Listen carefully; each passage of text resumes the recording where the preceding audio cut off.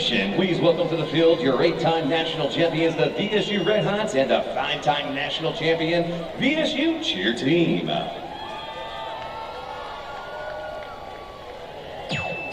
gonna take it high, yeah, okay. Here we come to get you, okay. Here we come to get you,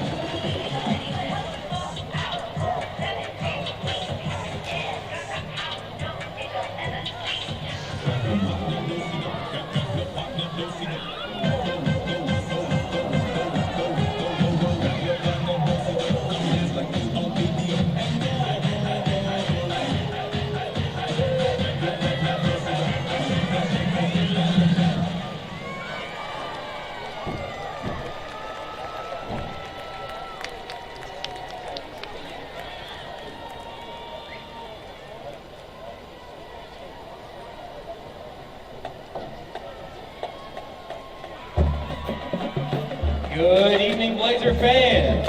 On behalf of Valdosta State University, the College of the Arts, and the Department of Music, we are proud to present the sound that ignites the South, the Blazing Brigade Marching Band. Leading the band onto the field are drum majors Michelle Shackley and Abigail Rowan.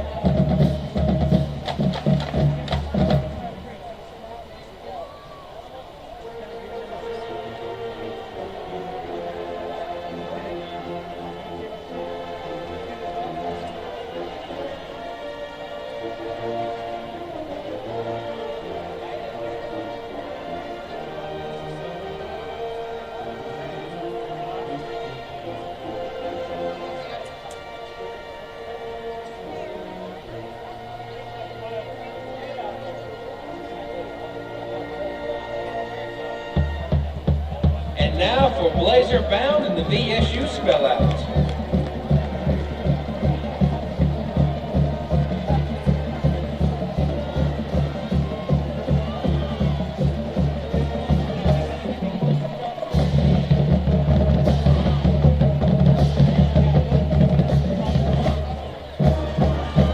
Join the Blazing Brigade in cheering on our team with the fight song, the famous floating VSU, followed by making the signature Valdosta State block beat.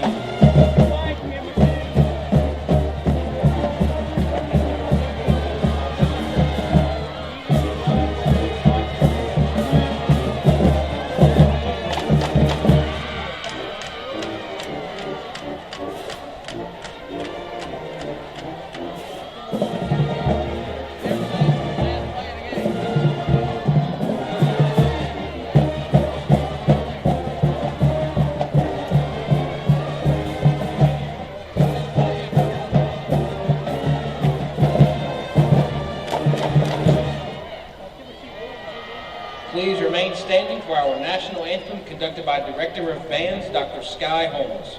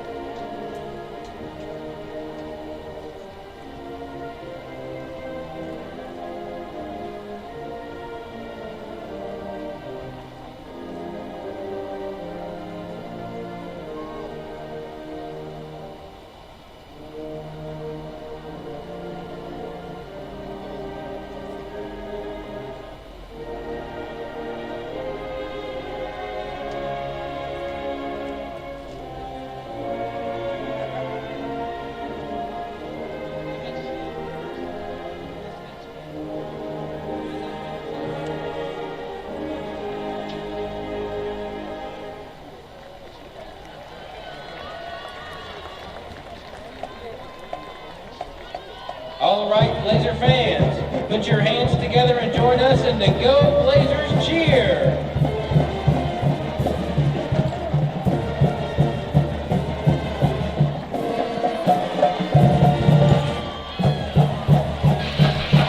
And a good evening, everyone, and welcome Senior Night in Titletown and the de facto Gulf South Conference Football Championship. Hello, everyone, and welcome. Dave Garner alongside Taylor Biddle as we welcome you inside this Blazer Sports Media production right here on Flow Sports.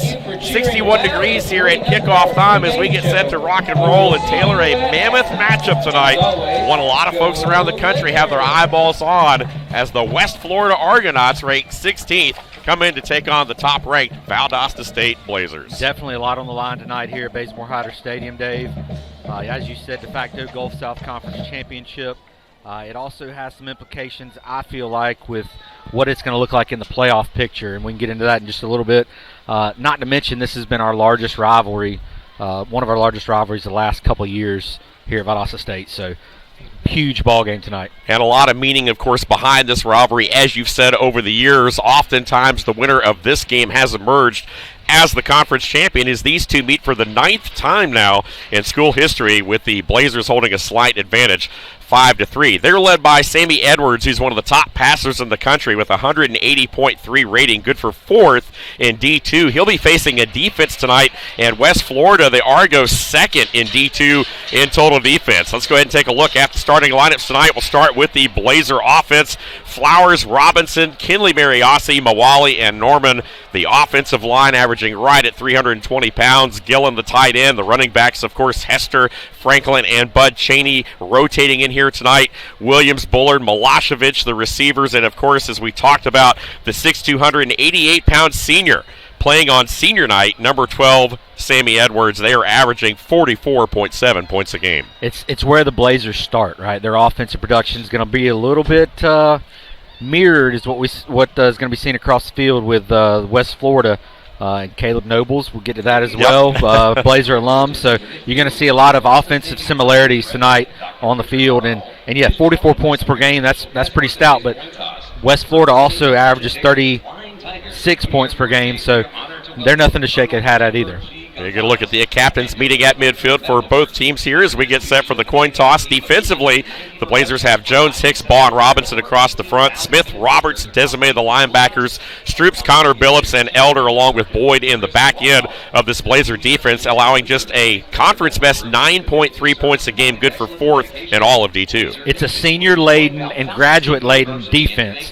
We've been begging here at Valdosta State, hey, Coach Jack is one of those guys that, defensive-minded coach, he slowly progressed into where the defense is, oh my gosh, it's something to be reckoned with. 9 points per game is what they're giving up, right? So seniors across the board, Billups, Elder, you've got Smith. I mean, just guys all over the field, and they rotate them in and out. So it's so hard to find a weakness on the defense. They're going to look, of course, our official here tonight, David White, the man under the white cap, of course, with some nearby military personnel, of course, being honored as the honorary captains here for the game tonight. And it does look like State wins the toss. They are deferred. Blazers will play defense first then. Let's go ahead and take a look at that West Florida Argonaut offense, and they are a juggernaut of sorts as well. 36 points a game, as you mentioned, good for 2nd in the conference. Adams, Johnson, Nelson, and Walker and Freeman along the front. They average nearly 300 pounds. Robinette's an excellent tight end. Lane and Sharp are basically interchangeable at running back. Of course, Scott, Swinton, and Quillen lead the wide receiving core. Corey Scott is amazing. And, of course, the quarterback, the redshirt freshman. First full year as a starter, 6'2", 195-pounder, number 2, Marcus Stokes. Yeah, Stokes is somebody from St. Augustine, Florida. We're going to have to contain him through the air tonight. He's a guy that maybe not going to kill you with his feet, but he still can run the football, but he's not that traditional dual-threat guy that you see a lot of times. He is a little bit interception prone. He's got 8 on the year, so if the Blazer defense can step up there and maybe force some turnovers by Stokes, they're probably going to have a shot at winning this ballgame tonight. Let's talk a little bit about Cavell Connor, defensive coordinator, and his unit. They're allowing just 15 points a game, good for 3rd in the conference, 15 in all of D2. They've taken the ball away, though, but 37 sacks. They lead the country in sacks and tackles for a loss per game. They're an outstanding defensive unit. Aiken, Martin, Mitchell, Shaw across the front. Breland, Ortiz, and Lowe are the linebackers. Johnson, Lemons, Canterbury, and Barnes all take the ball away in the back end. I was going to mention that 208 yards in sack defense. Jeez, they've got 200 yards in sacks.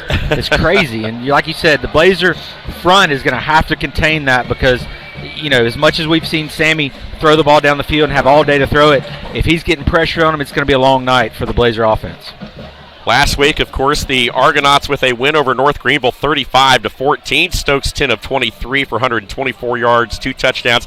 Did throw a pick 6 early in that ball game. It was not a perfect night for this West Florida team. They did allow a 99-yard kickoff return. They missed a field goal, but despite the adversity, they were able to overcome that and put together a good showing. As you see, the Argos, of course, coming out of their end.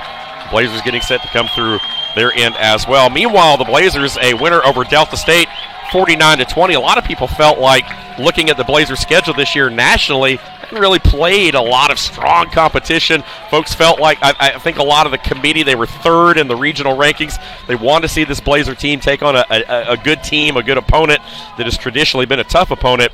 They answered the bell and hence the number 1 ranking in the region. Well, you're absolutely right. Delta State has always been a force to be reckoned with in the Gulf South Conference, and that is a good opponent. And then you look at North Greenville's played well as well since they've entered the Gulf South Conference too. We don't have the common opponent in West Alabama, but that is one of the losses that West Florida has on their record. They did play like Grand Valley State too. Yeah. Jeez, powerhouse in D2. Talking about huge competition there. But yeah, the Gulf South Conference has been waiting for VSU to show their true colors, I believe.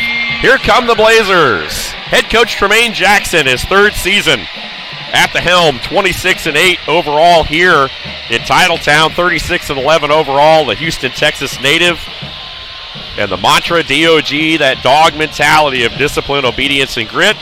Meanwhile, on the other side, Taylor, as you mentioned, Caleb Nobles, 2nd-year head coach, last year 8-4, 5th time for the Argonauts in the playoffs in their young football history. A former West Florida quarterback who transferred from Valdosta State as a quarterback here, spent the last 2 years on Dabo Swinney's staff at Clemson. He, of course, has a lot of Blazer roots, so he knows very much what it's like to play here inside the Bays on a Saturday night in a meaningful game. No doubt, absolutely. And Caleb's going to be. He circled this game on his calendar, I guarantee you. Last game of the season too, so there's a lot of implications. Huge ball game tonight. Was on the field earlier, watching some of the offensive and defensive line work. They're pumped up, they're fired up, they're ready to go. Nobles, his bachelor's from Valdosta State in 2015. Had 19 touchdowns as a Blazer quarterback. Of course, spent his grad year at West Florida to help build that program. Of course, the offensive coordinator, Vance Robertson, was on the staff during that 2019 Argo National Championship. Of course, left was a DC was a wide receiver coach for the DC Defenders of the XFL. Pass game coordinator at Gardner-Webb, had a couple of different stints, as did, of course, Cavell Connor, who played at Clemson, was a coach as well at the collegiate level in different areas, played in the NFL. So a lot of pedigree on these coaching staffs for both teams, as we've talked about, and what a year Graham Craig has done as the first-year offensive coordinator for the Blazers. No doubt. Coaching galore. I feel like you're going to see West Florida, the lineage and the coaching tree that comes out of Valdosta State, it's going to actually happen at West Florida too. Only a young football program as well themselves, but they're going to have coaches that go on to bigger and better things as well. Ready for a good ball game tonight. Can't wait. Hope it's a clean ball game. Hope nobody gets injured, and a lot on the line tonight. Biddle's bits to the game. What do you got for us, partner? Anything in particular that stand out? Yeah, who gives? When it points per game, West Florida averages 36. Valdosta averages 44. Opponents, West Florida holds their opponents to 15 points per game. Blazers hold theirs to 9. Something's got to give there. The winner of that, and then turnovers and sacks. Who's going to win the turnovers and sacks game? It's going to win the game tonight. Both teams very balanced coming in here tonight. They got to win third down. Both teams, of course, looking at that stat. The Blazers have been excellent. West Florida also at 43% clip. Not quite as impressive, but their defense has been the headline. And here are the Blazers to put it in play. And this one will be taken from the 2-yard line. trying to get to the other side of the field, and that is Wofford, who brings it up across the 30. Jay Sharp, who's averaging 33 yards a return, and he does get it up across the 30, and that's where the Argos will start. So here is Marcus Stokes, 1,411 yards, 55% passer, 14 touchdowns, and those eight interceptions. As you talked about, Taylor also has 2 rushing touchdowns as well. He's going to really test this Blazer defense. Blazers come out in the 3-man front here. Got a lot of DBs, so anticipating the pass here early. Lone back. Again, that is TJ Lane, and they will hand it to him, trying to turn the corner, but he won't get there. Well played by Jordan Billups, who came up from the secondary. And these safeties fly around for the Blazers, as we talked about, make a lot of plays right at the line of scrimmage. Yeah, they're the ball hawks on the field. You know, they got to have deep coverage, and when they see a run come downhill as quick as possible. Billups has been a huge secondary presence for the Blazers. Senior night as well. He was one of those recognized pregame. So second down and about 8 right here after a gain of 2. Once again, they'll go back to the ground trying to find a hole, and does so this time. TJ Lane found a lane and carried for a first down. Yeah, Billups again on the tackle. They had good containment on the left side of that line and weren't able to get anybody in the front, in the box there to make the tackle. Had to wait on Billups to come up and make it. There he is right there in the middle of your screen, getting a piece of his shoe right there. It'll be interesting to see how these teams try to attack each other offensively here tonight, as Stokes changes the play here at the line. He's got trips to the right of your screen. Going to drop back under pressure, trying to set up a little bit of a middle screen right there, and that one snuffed out immediately by Kennedy Parker, who was all over that play, and had he gotten there a step earlier, he might have had an interception. That was Larry Elder. Yeah, Elder, one other senior, came downhill quick. He saw the setup of the screen coming. If he would have kind of recognized the ball in the air, he might have been able to pick it off, but he was right there to make the tackle for a little bit of a loss on the play. 2nd and 11 from the 45. Once again, Lane, the lone back, trips to the right, and a receiver to the near side of the formation. And this time they will keep it on the ground, trying to find a hole, slips through one across midfield, and into Blazer territory go the Argos on their opening drive. They'll be faced with a 3rd down. Yeah, Bremer looks like was in on the tackle for the Blazers. Coming at Nichols' position over there. Star back for the Blazers. They'll bring in Robinette, the tight end here for this 3rd down. Again, West Florida 43% on 3rd down coming into the game. The Blazers, meanwhile, allowing just 30% defensively, good for 21st in the country. Here's one of those something got to give moments, Taylor, here early in this ball game. Let's see if the Blazers bring pressure. They will.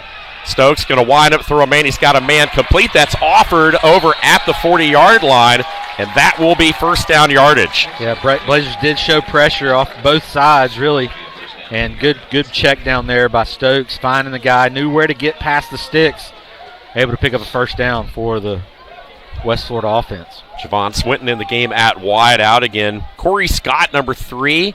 Certainly a guy to watch tonight. He has been fantastic throughout the season. 32 receptions, over 600 yards in the end zone 5 times. Very explosive. Matched up one-on-one there at the top of your screen. The Argos with a fresh set of downs at the Blazer 40, and this time Sharp is corralled after a yard or so maybe. And a nice job there off the edge by the Blazers. It looked like number 40, Joko Willis, the reigning conference special teams player of the week after his block punt touchdown return last week. Yeah, LaGrange, Georgia, graduate student linebacker, 215-pounder getting in there, making the tackle. 2nd and 9, going to run it again. This time on the ground inside the 35 go the Argos. And once again, that was Sharp who had his number called. I think he might be kind of in a... It is 3rd down here, and big play here if we can get a loss on the play, but they might be in one of those positions where it's too short to punt. Yep. Maybe 4 down, yep. Too long for a field goal. This call right here will tell us what they're going to do on 4th down.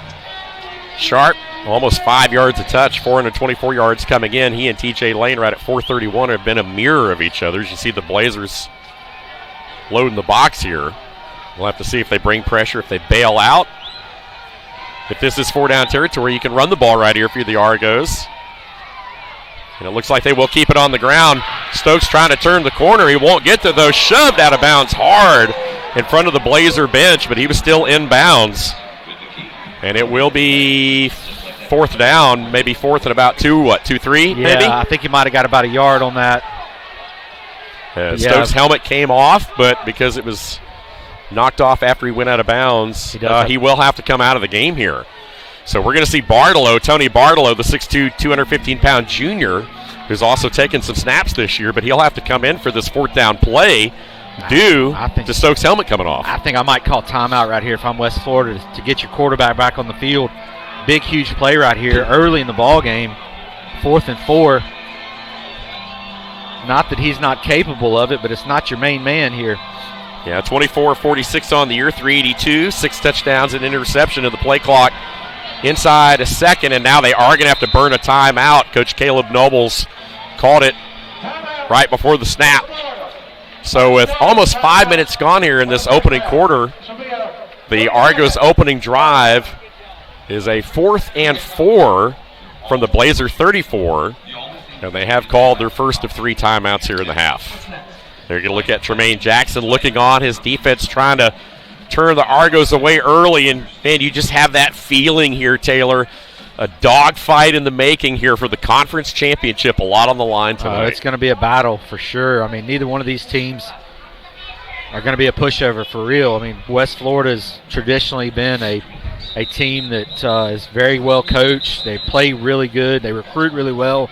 And they got a great campus down there, too, that just brings a lot of athletes. So we're talking quarterbacks, kind of a blessing there. The play clock running down because your quarterback now gets to come back on the field. Because you burn that time out, You're right. So now you've got your full playbook at your disposal. As you mentioned, not that they don't have the confidence, of course, in Bartolo, who's played some snaps. But now it's 4th and 4. What do you do here? You would anticipate they'd put the ball in the air. That's Quillen across the formation in motion.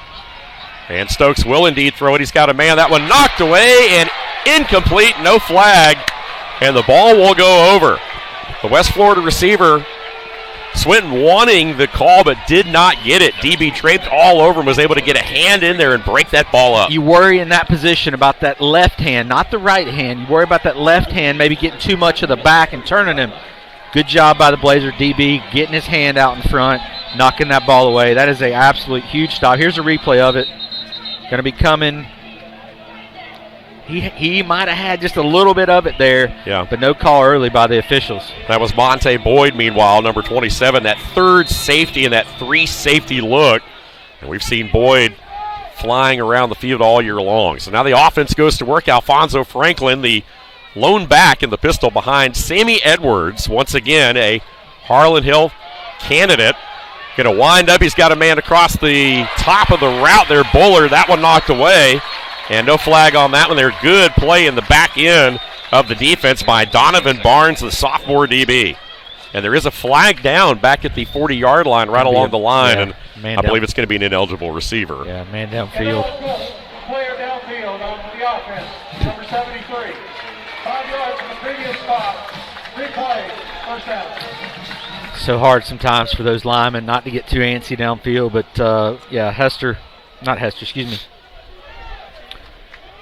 Franklin was in there, right? Yep. Still in there as the Blazers operate from their 29, looking right down the barrel there from our vantage point. Just as you are at home. Quick toss, complete. And they'll get that penalty yardage back to the 35 and maybe a yard, so it'll bring up a 2nd down and 9. There you're going to look at big number 89, Armani Hayes, who has been a nice target of late here at 6'2", 190, the senior out of West Palm Beach with the first grab of the game. You're the Blazer offense. You really want to, after that huge stop by your defense, you want to go down and get some kind of points on the board, even a field goal here. 9.5 here. Opening quarter, no score in Titletown. Pressure, now they'll back away. Sammy under pressure, trying to get away from it. Stays on his feet. Finally going to be wrestled down across the 35. A great second and third effort by Edwards to turn that into a positive play. It could have been disastrous. Yeah, good job by Sammy keeping his eyes downfield and controlling the ball, really not letting the ball come loose there. And early on, here's a huge 3rd down opportunity. Here's the pressure off the right side. Look at it coming right in your screen. Hanging on by a shirt tail. Now the Blazers 53% on third down, but this is a long one here, third and a long 8. Good for fourth and all of D2 on third down. Saman going to throw it to Hester out of the backfield. He is hit and dropped immediately, though. Hangs on to the football, but is going to be shy of the first down. So it will bring up a fourth down from just inside their own 40-yard line, and the Blazers will bring out the punt team. And that was well played that time by West Florida, as you see. Virgil Lemons, senior DB, came up and made the tackle. Wasn't going to be enough for the first down anyway, so Blazers going to be forced to punt. And Lemons also the return man, as you see him right there. As he goes back inside his 25, Noah Botsford with a 40-yard average with a boomer. Sends that one over the head, but it will go into the end zone. Unfortunately, unable to get that one to check up. 7:55 to play here in the opening quarter. And we'll step aside with them and be right back. Again, no score from Titletown. You're watching this Blazer Sports Media presentation on Flow Sports. Boston Clinic's history with Valdosta began over 40 years ago with Doctors Champ Baker and Kurt Jacobson on the sidelines with the Valdosta State Blazers. We've been there through VSU's 4 NCAA Division National Championships and 9 Gulf South Conference Championships. And we're still here today on the field providing VSU athletes with immediate sideline coverage. Congratulations, Valdosta State Blazers, for over 40 years of exceptional football.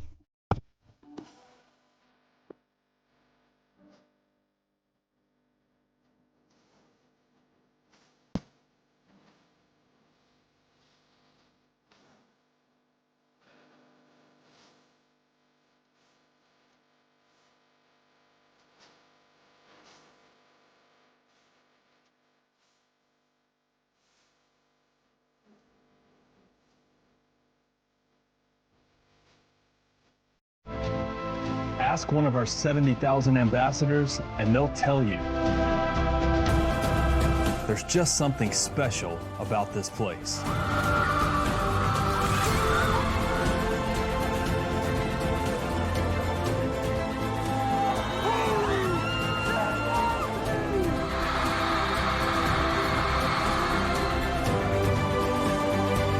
Valdosta State University.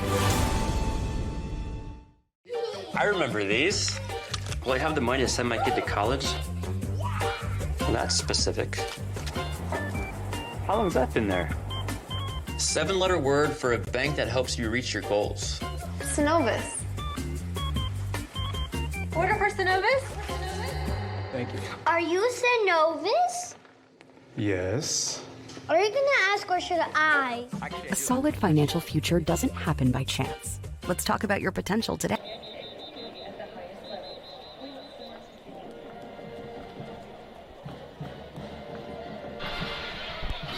Here you're going to look at the vantage point here tonight inside the Bays. Bazemore Hyder Stadium in Cleveland Field in Valdosta, Georgia, the final regular season game of the year for both of these teams with playoff implications and seedings on the line and, more importantly, a Gulf South Conference championship. Dave Garner, Taylor Biddle with you as the West Florida offense goes back to work. That's Swinton in motion once again on the ground, but nothing doing as the Blazers stack it right up in the middle. We were talking about the two-headed monster of Lane and Sharp, the Argo running backs, top 10 in Gulf South Conference in rushing yards and average per game for both of those guys. They're a great 1-2 punch. Absolutely. Joko in there on the stop again for the Blazer defense. Right there at the center of your screen, that middle linebacker spot.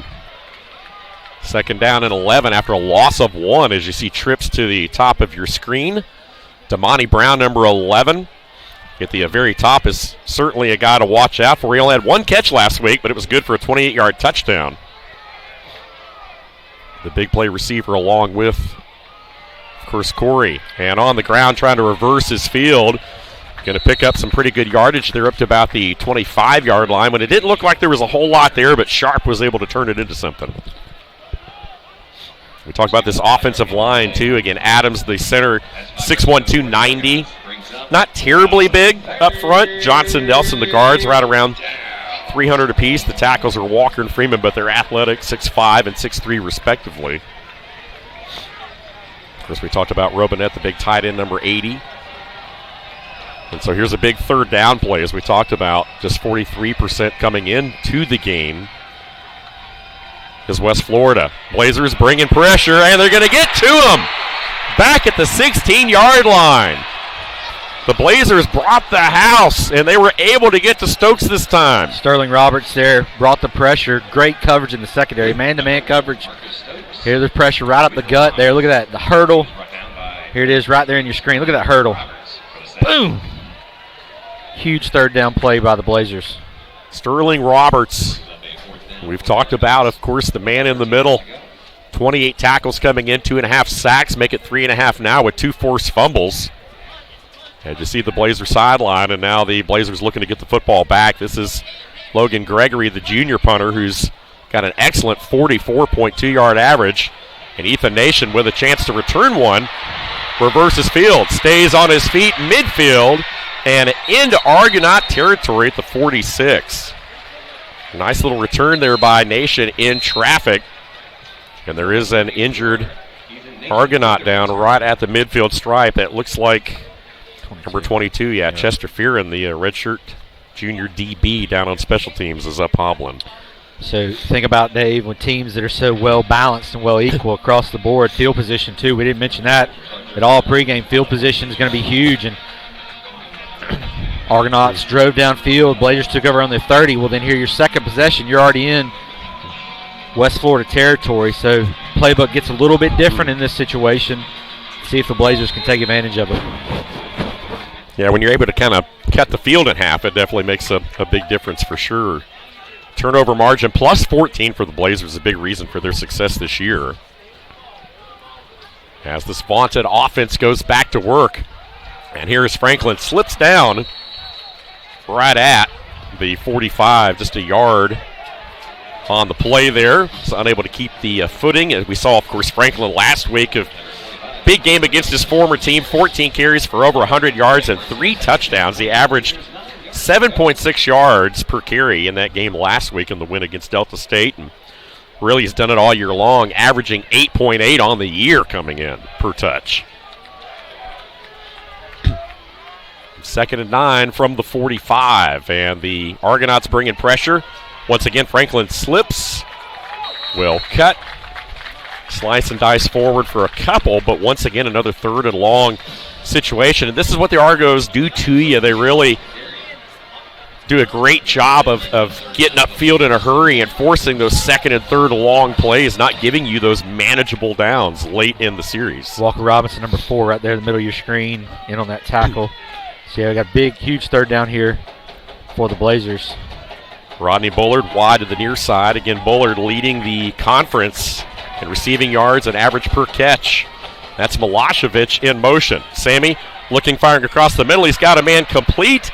And right ahead of the 1st down marker is where he will end up. Once again, Armani Hayes with a huge grab. Now, when he made that catch, Taylor, he did not have the 1st down. He had to fight his way forward. The tackle almost pushed him. When the defender came in to tackle, he pushed him across the 1st down line to gain. And good job by Sammy staying in the pocket. They keep bringing pressure left and right through the West Florida defense. So it's going to be one of those games where they're trying to make him as uncomfortable as possible. Here they're showing pressure again. Look at the pressure.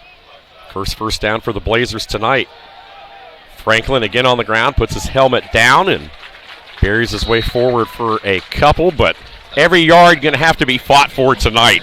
It just has that feeling. You see this Argonaut defense. They have been one of the best in the country, as we talked about up top tonight. 2nd overall in total defense. Of course, they have the reigning defensive player of the week in Colin Shaw. 3 tackles for a loss last week, 2 sacks, and 2 forced fumbles, both of those leading to scores in that win against North Greenville last week. Here's 2nd down and 9 after a gain of only a yard on that last play. Blake Hester in at running back. Edwards under pressure. Gets rid of this one right along the sideline. The catch is made right at the 25-yard line. A good diving catch. And once again, that's Armani Hayes, who has pretty much been the target here so far in this 1st quarter for the Blazers. What a huge job there by him to get his feet down. Scramble drill. Sammy was under pressure again, rolled, kept his eyes downfield. Good job by that young man getting his feet in. Make the first down, or make the down more manageable here on third. 3rd down and 2. Hester stays in. They will hand it to him. Left side, driving forward, falls across the 25, is going to be right at the marker. Maybe just a little bit short, though, and decision time here for sure. You would have to think that the Blazers would more than likely go for it, with it being maybe less than a yard for a first down. So they are going to go for it right here. The Blazers on 4th down this year, right at 78%. Meanwhile, West Florida has allowed 41%. They're going to make a wholesale substitution on the defense. Bring in some fresh bodies there across the front. Let's see what the Blazers do, if they just try to grind it straight forward or not. Jaden Henry, number 4, in the backfield for the Blazers. And they're trying to draw him off sides here. Play clock down to 0.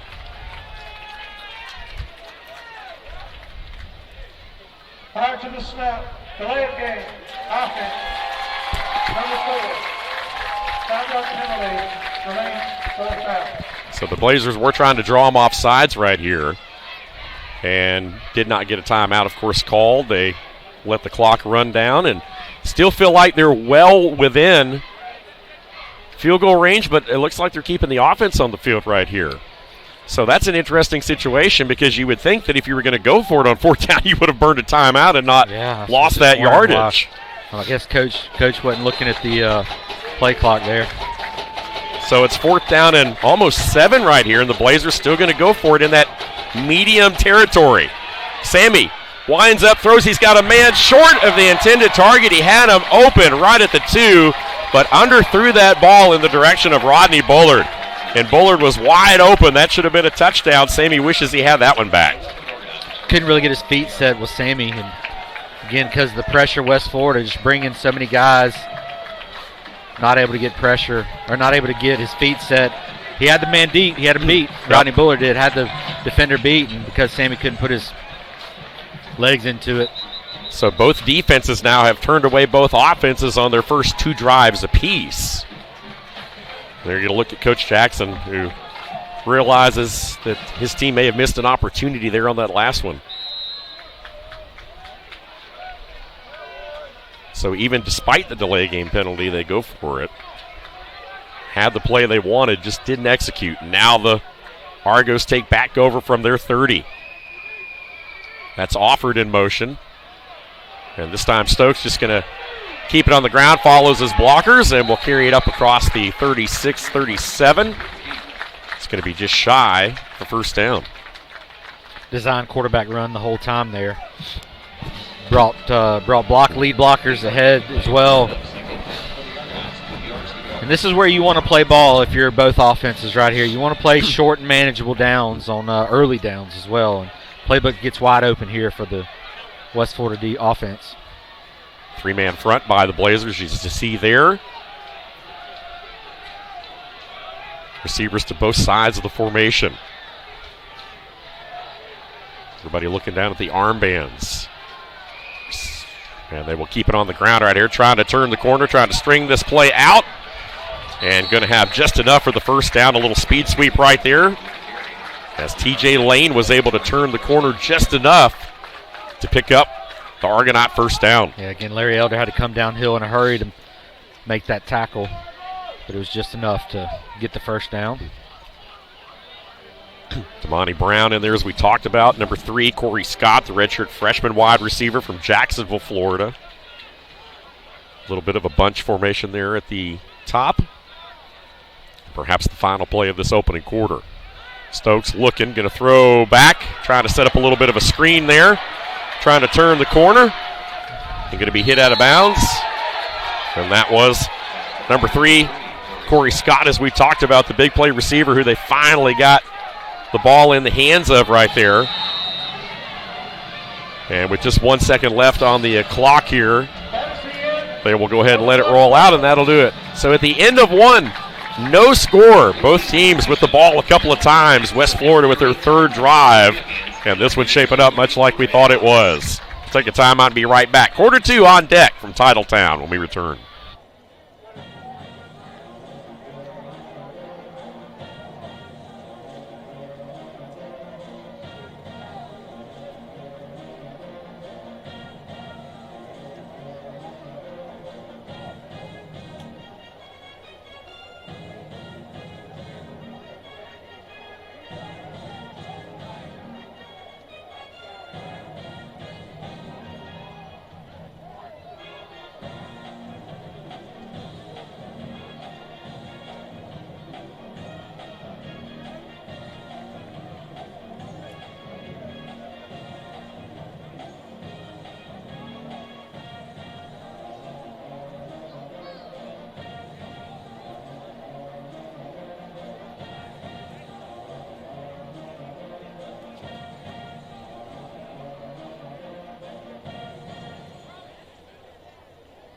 Let's give it up for your VSU Red Hots. Now, can you please help me welcome your 5-time national champions, your Valdosta State cheer team.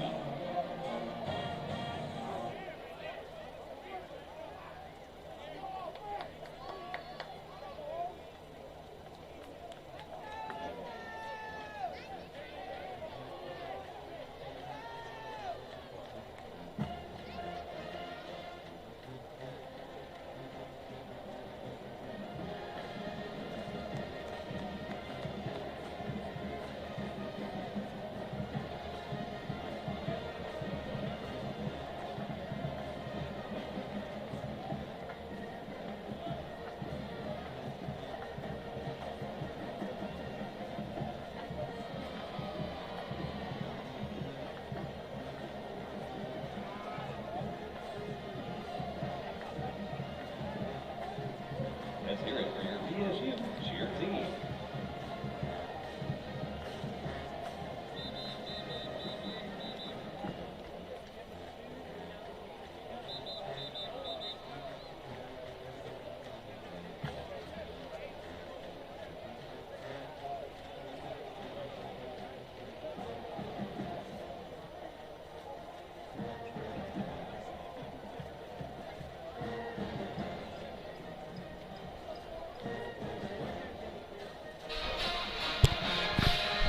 Start of quarter 2 in Titletown tonight. Temperatures right around 60 degrees. It's a nice cool night, but perfect night for football for this time of year. Dave Garner, Taylor Biddle back with you right here. Argonauts of West Florida open the quarter with the football from their 49. A 2nd and 2. A flag comes flying in. And the tackle made right at the first down marker, but let's check the penalty. Yeah, it's going to be a formation penalty probably because both line judges threw the penalty in the backfield too of West Florida side of the ball. And our referee here tonight, David White, and Jonathan Tarantino, our umpire. Illegal formation on the offense, more than 4 players in the backfield. 5-yard penalty from the previous spot. 3 plays, 2nd down. Good call right there, partner. Again, that'll back them up, so that negates the first down. So far, though, again, both these teams right here struggling a little bit offensively. Both defenses credit them for, of course, turning each other away here early on. Blazers went for it on a 4th down on their last drive. West Florida went for it on a 4th down the previous drive and didn't make it. So both teams 0 for 1 tonight on 4th down. Meanwhile, West Florida will work from their 44. Marcus Stokes, 2nd and 7 right here. As we go a minute in this opening second quarter. Stokes with time, looking, winding up, firing one-on-one, and that one going to be intercepted. Flags come flying in, though, so this may be negated. And they may very well be calling a pass interference here against the Blazers. Flags came flying in. As you saw, that was that was Abe Yang, the DB in coverage there in the back end. Let's see if we're taking a look at it right here. Stokes again with all day. You see the protection up front. Just loads up right here. I'm going to get number 37 for the hold. Larry Elder. Holding defense, number 32. Yep. 32, excuse me. That's 37. Yeah. I don't think Billups wasn't even over. Billups wasn't even I was over going to there. say, I think that was on Yang 37. And they called 32, but so that will give West Florida a first down and extend the drive here into Blazer territory at the 46. Again, still no score in this de facto Gulf South Conference championship matchup. West Florida presumably has to win this game, of course, with the 2 losses to get into the tournament. Meanwhile, the Blazers at 9-0 feel pretty secure about making it into the postseason regardless, but one of the main goals of this team all year was to win the outright conference title. This time going to keep it on the ground. Slips a tackle to Sharp, and he'll punch it down to the 42. Good for 4 yards on first down.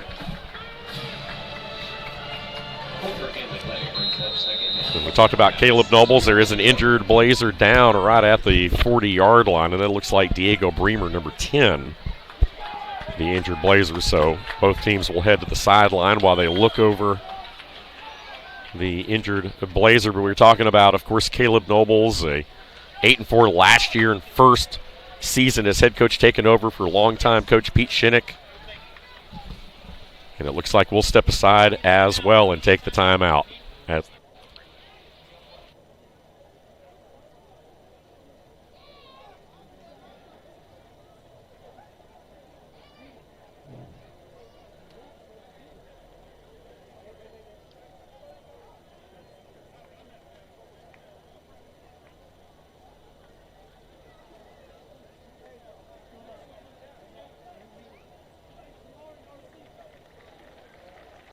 GMC Health is with you every step of the way, growing to better serve you with transformative projects including a new women and infants tower and emergency room, bringing you the best in medical care with our cutting-edge technology, ensuring your family can get the care you need close to home by training the next generation of top doctors right here in South Georgia. Together, we're creating a healthier future for our community.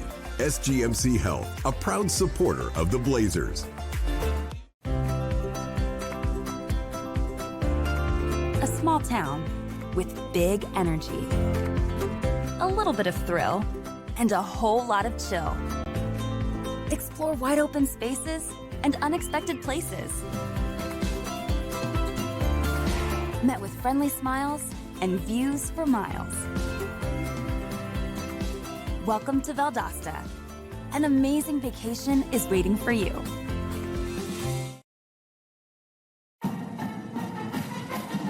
Hey Blazer fans, Williams Hotel Group is South Georgia's hospitality headquarters with 8 award-winning hotels in Valdosta. Williams Hotel Group has everything to meet your lodging, event, and meeting space needs. Come see us at any one of our conveniently located properties off I-75, exits 16 and 18, or visit us at williamshotelgroup.com. And as always, go Blazers! Being a champion takes more than talent. More than the perfect pass, more than using your head. Being a champion takes the spirit to always push harder, the ability to overcome any hurdle, and the fire to be the best. Welcome to Division II, where the pursuit is yours to create. And the question isn't, can you do it? It's, will you?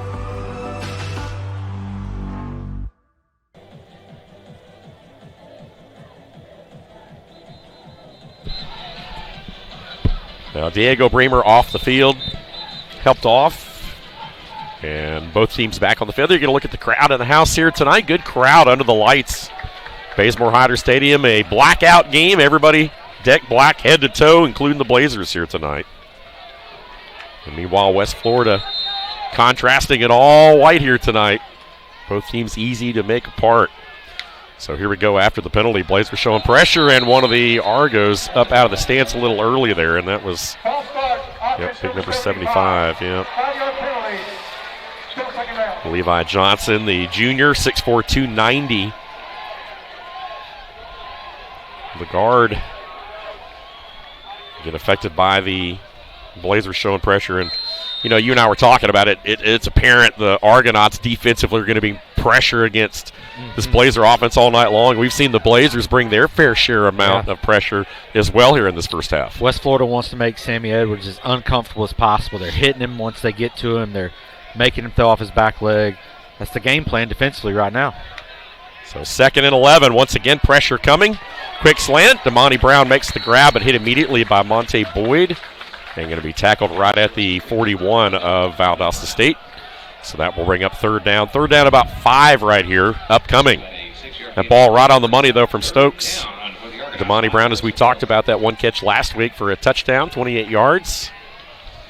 Blazers showing they brought pressure right up the A-gap. It was picked up in the backfield by the running back. Good job by Stokes finding the slant right there to get back into a third and manageable here. And again, this might be in that territory too of, 4 downs as well. You got 2 plays here to pick it up. Yep. So here's Stokes again. Blazers again showing pressure. That one knocked away. A Blazer got a hand on it. That was Jordan Billups, 32, who was able to read the eyes of Marcus Stokes and broke on that ball nicely for the breakup. Huge play there by Billups.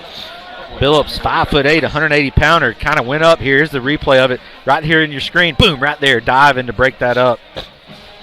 Good job by the Blazers secondary. So appears to be punt situation here for West Florida. If you're the Blazers, you don't trust it, though. No. The West Florida, again, as we talked about with Logan Gregory earlier, is an excellent punter. The junior. Try to pin the Blazers deep. Instead puts it right in the middle of the field. They're going to let this one roll into the end zone. And with 12:22 remaining here in the opening half, still no score between the Blazers and the Argos. We're in for another one, folks. We'll step aside and be right back here watching this Blazer Sports Media presentation on Flow Sports.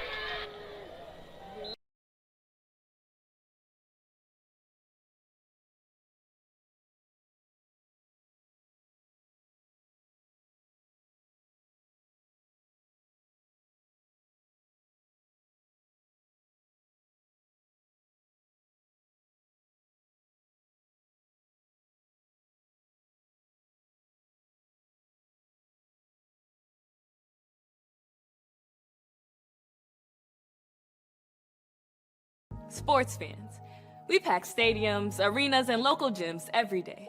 And every sports fan is uniquely human. Seeing each play with your own eyes, triggering your own emotions. And as humans, we won't agree on every call, but we can act with empathy and consideration. So put yourself in the official shoes. Be more than a fan. Be officially human.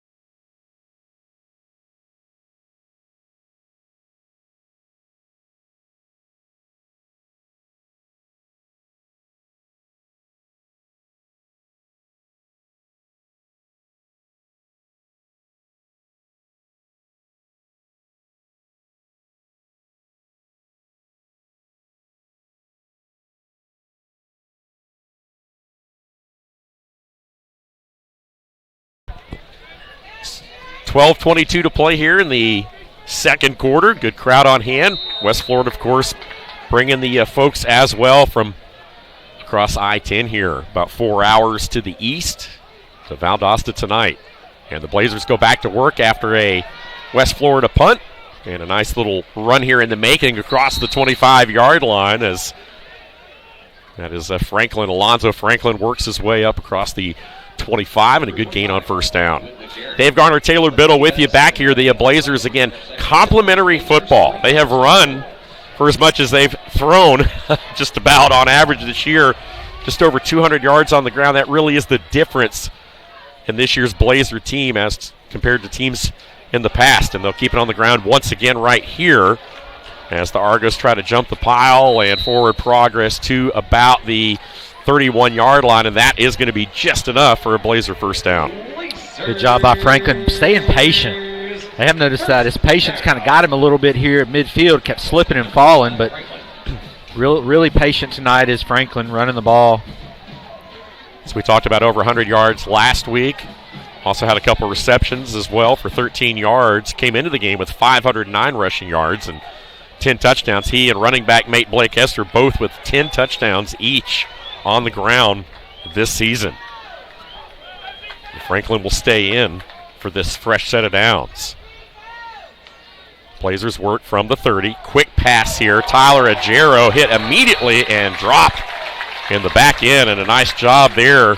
No yards after the catch, as we talk about, of course, with these receivers on both sides, and that time Cameron Canterbury, the safety, came up and hit Ajero immediately. Here it is.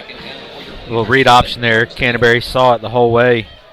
He read it like a tail, Canterbury tail. I knew that was coming. Still 3 yards, though. Positive yards on first down against a very tough defense. And this time the Blazers will keep it on the ground and bottled up, going nowhere this time, though.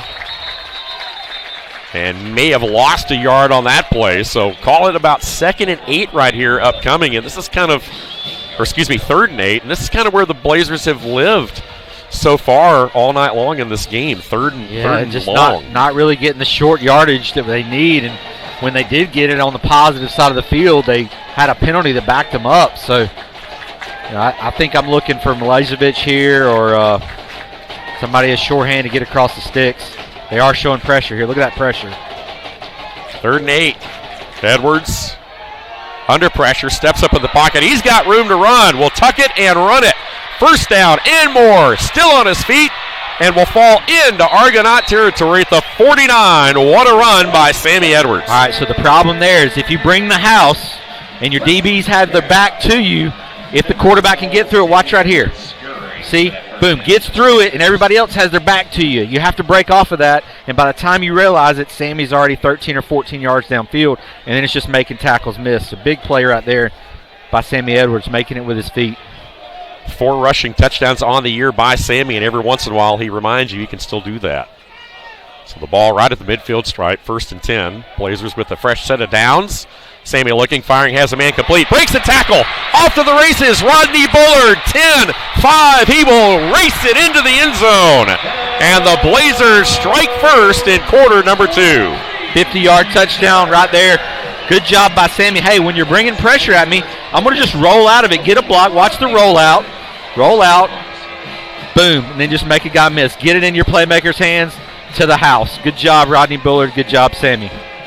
Last week, Rodney Bullard had an 84-yard touchdown reception. Tonight he has one from 50 already, and that will more than improve his average, his conference leading average per catch, 24.7 yards per catch coming into the game tonight. Now Austin McKay will look to add the PAT and does so. With 8:55 left here in the second quarter, finally have a breakthrough. The Blazers lead it 7-0. You're watching this Blazer Sports Media presentation on Flow Sports.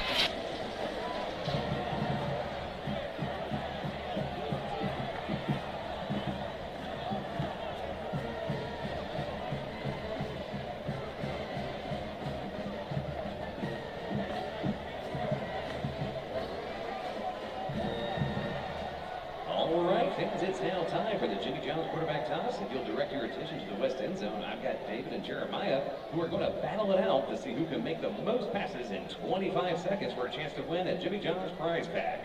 Looks like we're all set. David will go first. On your mark, David. Set.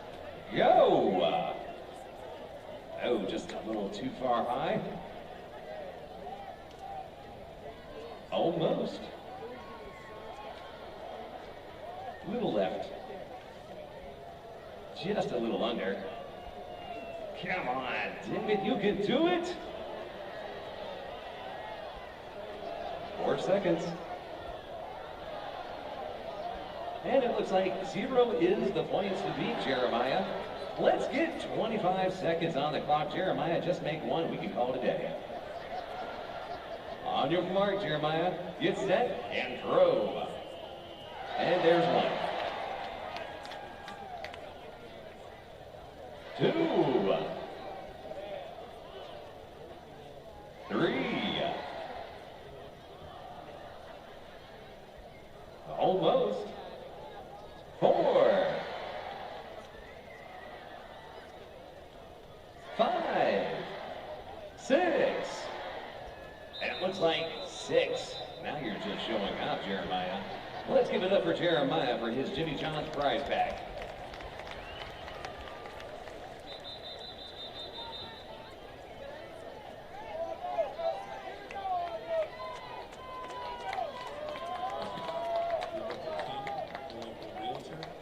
Blazers.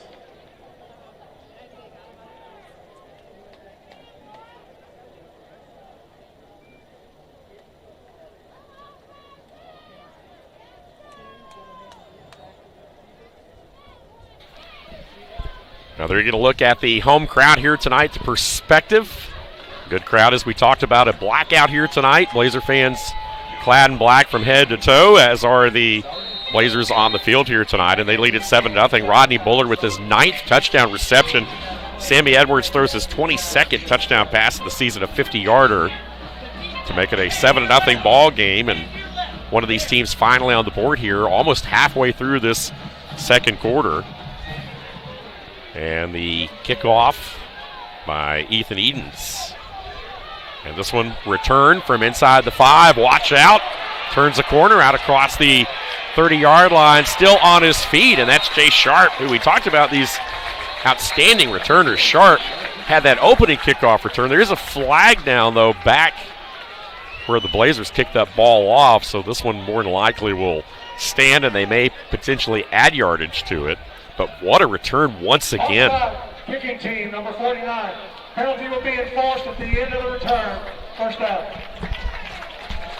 So that will put the ball almost to midfield, right at the 48. But we talked about Jay Sharp, 33-yard average, had that opening kickoff return, and they may have to try to start kicking it away from him a little bit. He's been very dangerous. Well, the outside contain guy on the far side of the field didn't really have contain. He got bundled up pretty quickly there, and they took advantage of it. So tack on the penalty, and the Argos have great field position here to start their drive after the score.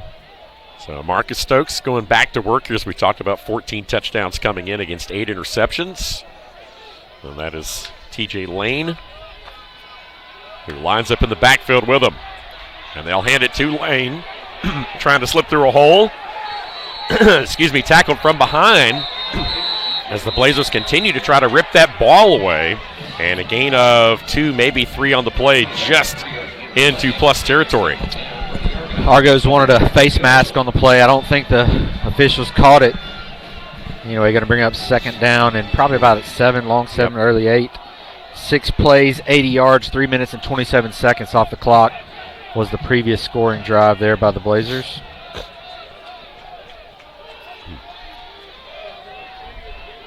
And Sharp will come into the backfield now.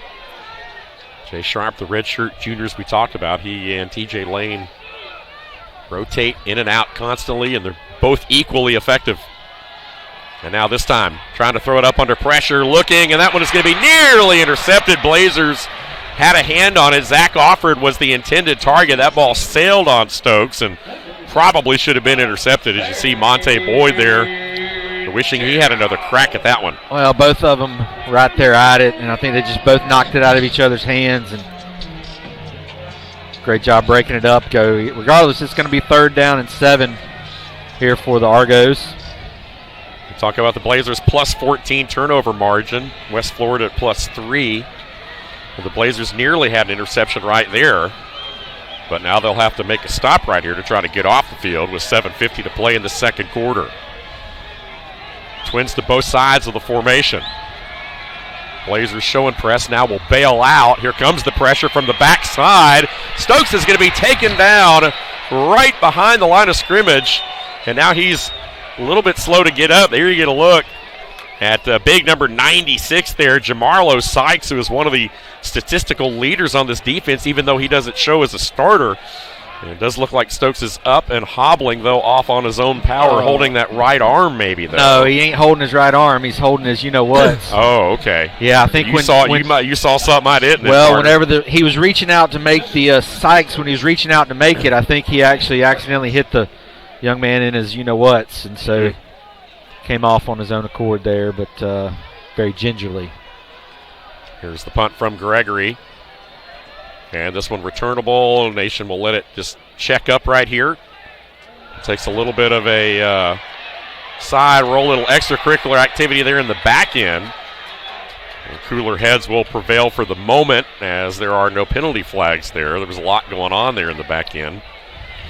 But nonetheless, the Blazer defense, what a job. They give up the long kickoff return, basically give them midfield, as you see some of the crowd right behind the stands there showing their vocals, but a nice job by the Blazer defense to hold this offense 3 and out and get the football back. Despite the kickoff. Yeah, like we said a minute ago, field position is equally as important in a ball game as anything. And Blazers gave up some field position, but 3 and out by the defense, and so your offense now needs to answer a drive a little bit here to get the field position back in the positive realm.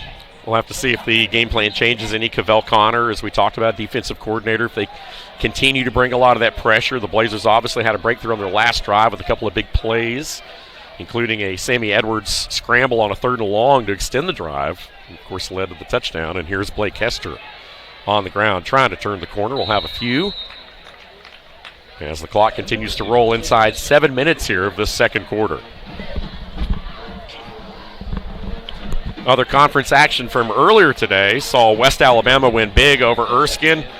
The other 2 games very close. North Greenville edges Shawan 31-27, and Delta State, Mississippi College down to the end 20-14. The final there as the Statesmen come away with a win in that Mississippi rivalry. And that, of course, setting the table for this matchup here tonight with a lot of eyeballs on it. Saturday night in Titletown. Play action over the middle. It's caught up at the 35, and that's Bullard once again with a first down. A good read option there by Sammy. Put in the pocket of the running back, and then pull it at the last minute. Watch it right here. Put it in his gut, read it, pull it back. Great job there by Sammy reading that. Good job by Bullard getting the inside leverage. Big pickup on that play by the Blazers. That gets them out of the shadow of their own end. Hester will stay in as the lone back. Receivers to the right and left of the formation, this time on the ground. Hester slips through a crease and will take it to almost the 40-yard line. So good yardage on first down. We talk about third down being predicated by what you do on first and second. So 4 or 5 yards on first down against this defense, you'll take that all day. Well, you can open up the playbook here, right? You get 4 or 5 yards on your first 2 plays. Anything's open. You're not forced to throw, right? So defense can't predict what you're doing.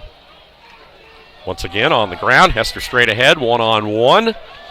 He gets squared up in the hole there by Walker Robinson, the junior linebacker, but still picks up a few yards. And now a 3rd and manageable. You much like the 3rd and 1s and 2s, a whole lot more than the 3rd and 8s. Yeah. But you still got to get it. Noah Gillen in at tight end. You see there Blake Hester, number 2, the Akron transfer, has brought so much to the team this year. 644 yards coming into the game. 7 yards a touch, has basically taken over that lead back role, he and Franklin. And now the Blazers need about 1.5 yards here for another first down. Argo defense digs in up front. Hester again on the ground, slips through a tackler, stays on his feet.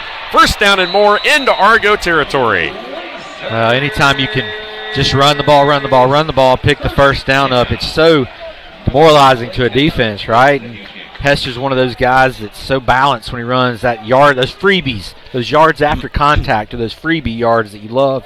Here it is, replay just off the right side there. Good blocking up front. Look at that hole. These are the yards after contact I'm talking about right there. Jacoby Clinton had a chance at him. 6'2", 225-pounder. Transfer out of Southeastern University. First and 10 for the Blazers, working from the West Florida side of midfield. And another tough run here, just a little rugby scrum will net about 3. Blake Hester never did go to the ground there, and the Blazers will keep the clock rolling. So you're 3.5 minutes left here. Blazers have all 3 timeouts, obviously, but really we talk about the 4 minutes going into half and the 4 minutes coming out of half as being very important, as the great Lou Holtz once said. And so now this is a very important time here. Blazers deferred, so you want to double up in there. If you got the opportunity to double up, that's the bread and butter right there. Keep the ball, get points, then get it right back at halftime and double up on your points. Pistol formation. Now Hester will step up, trips to the right, no one here to the near side, and they'll try to run it back this way. Hester one-on-one, good open field tackle there in the back end by Canterbury. If he didn't make that tackle, Hester may still be running. But nonetheless, though, a good run on first down that will net 9 yards. A little bit short, but... Excuse me, that was second down, so it is third down. Third and about 1 yard, if that. And now Harrison Hamsley will come in at the H-back spot. Xavier Williams in at wideout along with Bullard in the slot this time. And Alfonso Franklin, the lone back.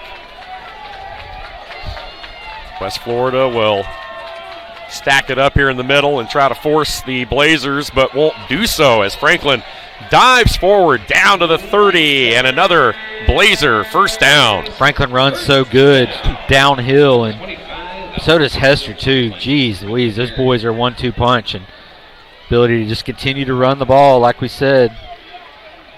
Coming up on the 2-minute timeout. Yep. And there we go. So the clock will stop. 2-minute timeout here in Titletown. Blazers lead it 7-0 with the football and driving. All right, fans, if you'll please direct your attention. We'll step aside and be right back with the first half finish when we return. For a chance to win a Chick-fil-A prize pack courtesy of Chick-fil-A on St. Augustine Road. All right, Zibian, let's see that catch. That kick is up there. Zibian making it look too easy. Congratulations. Blazer would like to thank Chick-fil-A on St. Augustine Road for their continued support of Valdosta State University athletics.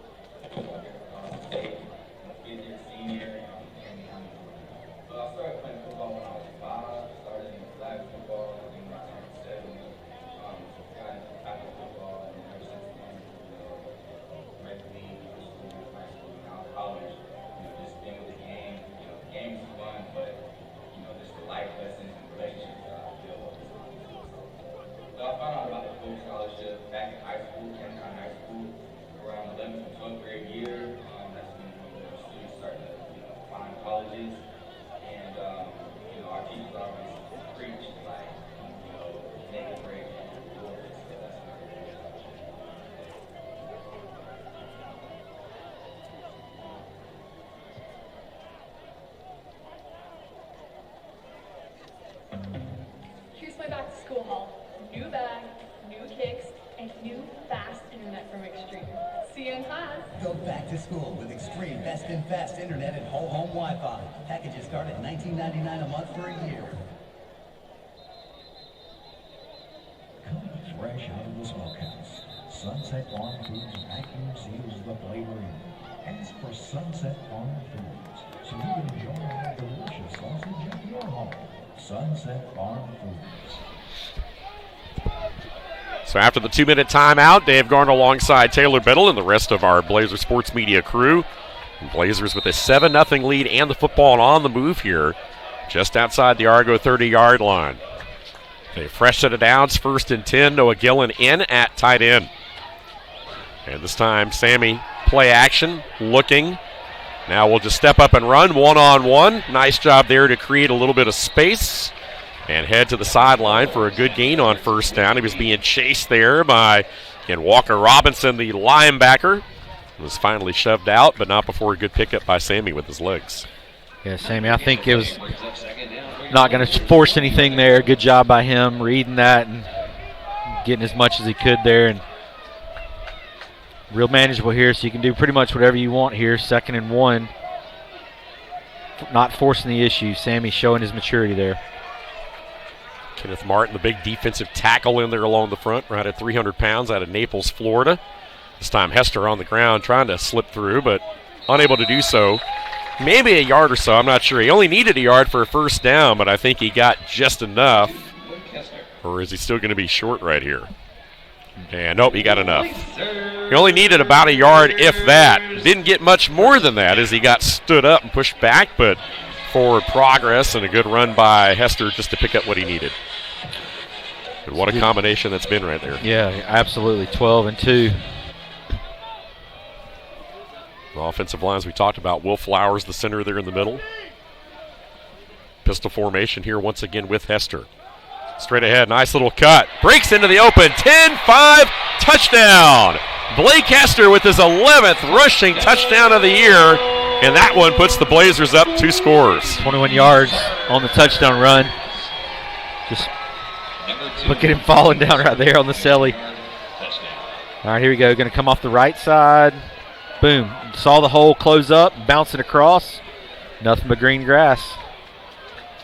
What a job by the right side of that offensive line as we were just getting ready to brag on those guys there. Robinson, Kinley Mariossi, of course, a team captain. And then talk about the big bookends there. Mawali, Norman, Stephen Morrow, all those guys, 6'6", 6'7". Norman, 6'7", 343, collapsed it over there. Yeah, the PAT is right through there. And we'll keep the action right here for you with 1:18 left here in this first half. But what a big score by this Blazer team. After being turned away on their first 3 drives, they finally made the last 2 stick. Making the adjustments, right? We talked about pressure. You got to make the adjustments. Get it in the flats. Do some design QB rollouts. Things like that that'll soften that defense a little bit to not bring pressure as much. And then you can set your feet as a quarterback and hit your streaking Rodney Bullards down the field for the huge pop plays that we love to have. And that's what we've done. And you open up a little bit of breathing room here if you're the Blazers, right? You still got a lot of football left. Want to come out and play good defense. Don't want to give a big turnover or a big return here on the kickoff like last time, and have the opportunity to go into halftime with a good lead, and then you get the ball back coming out of half.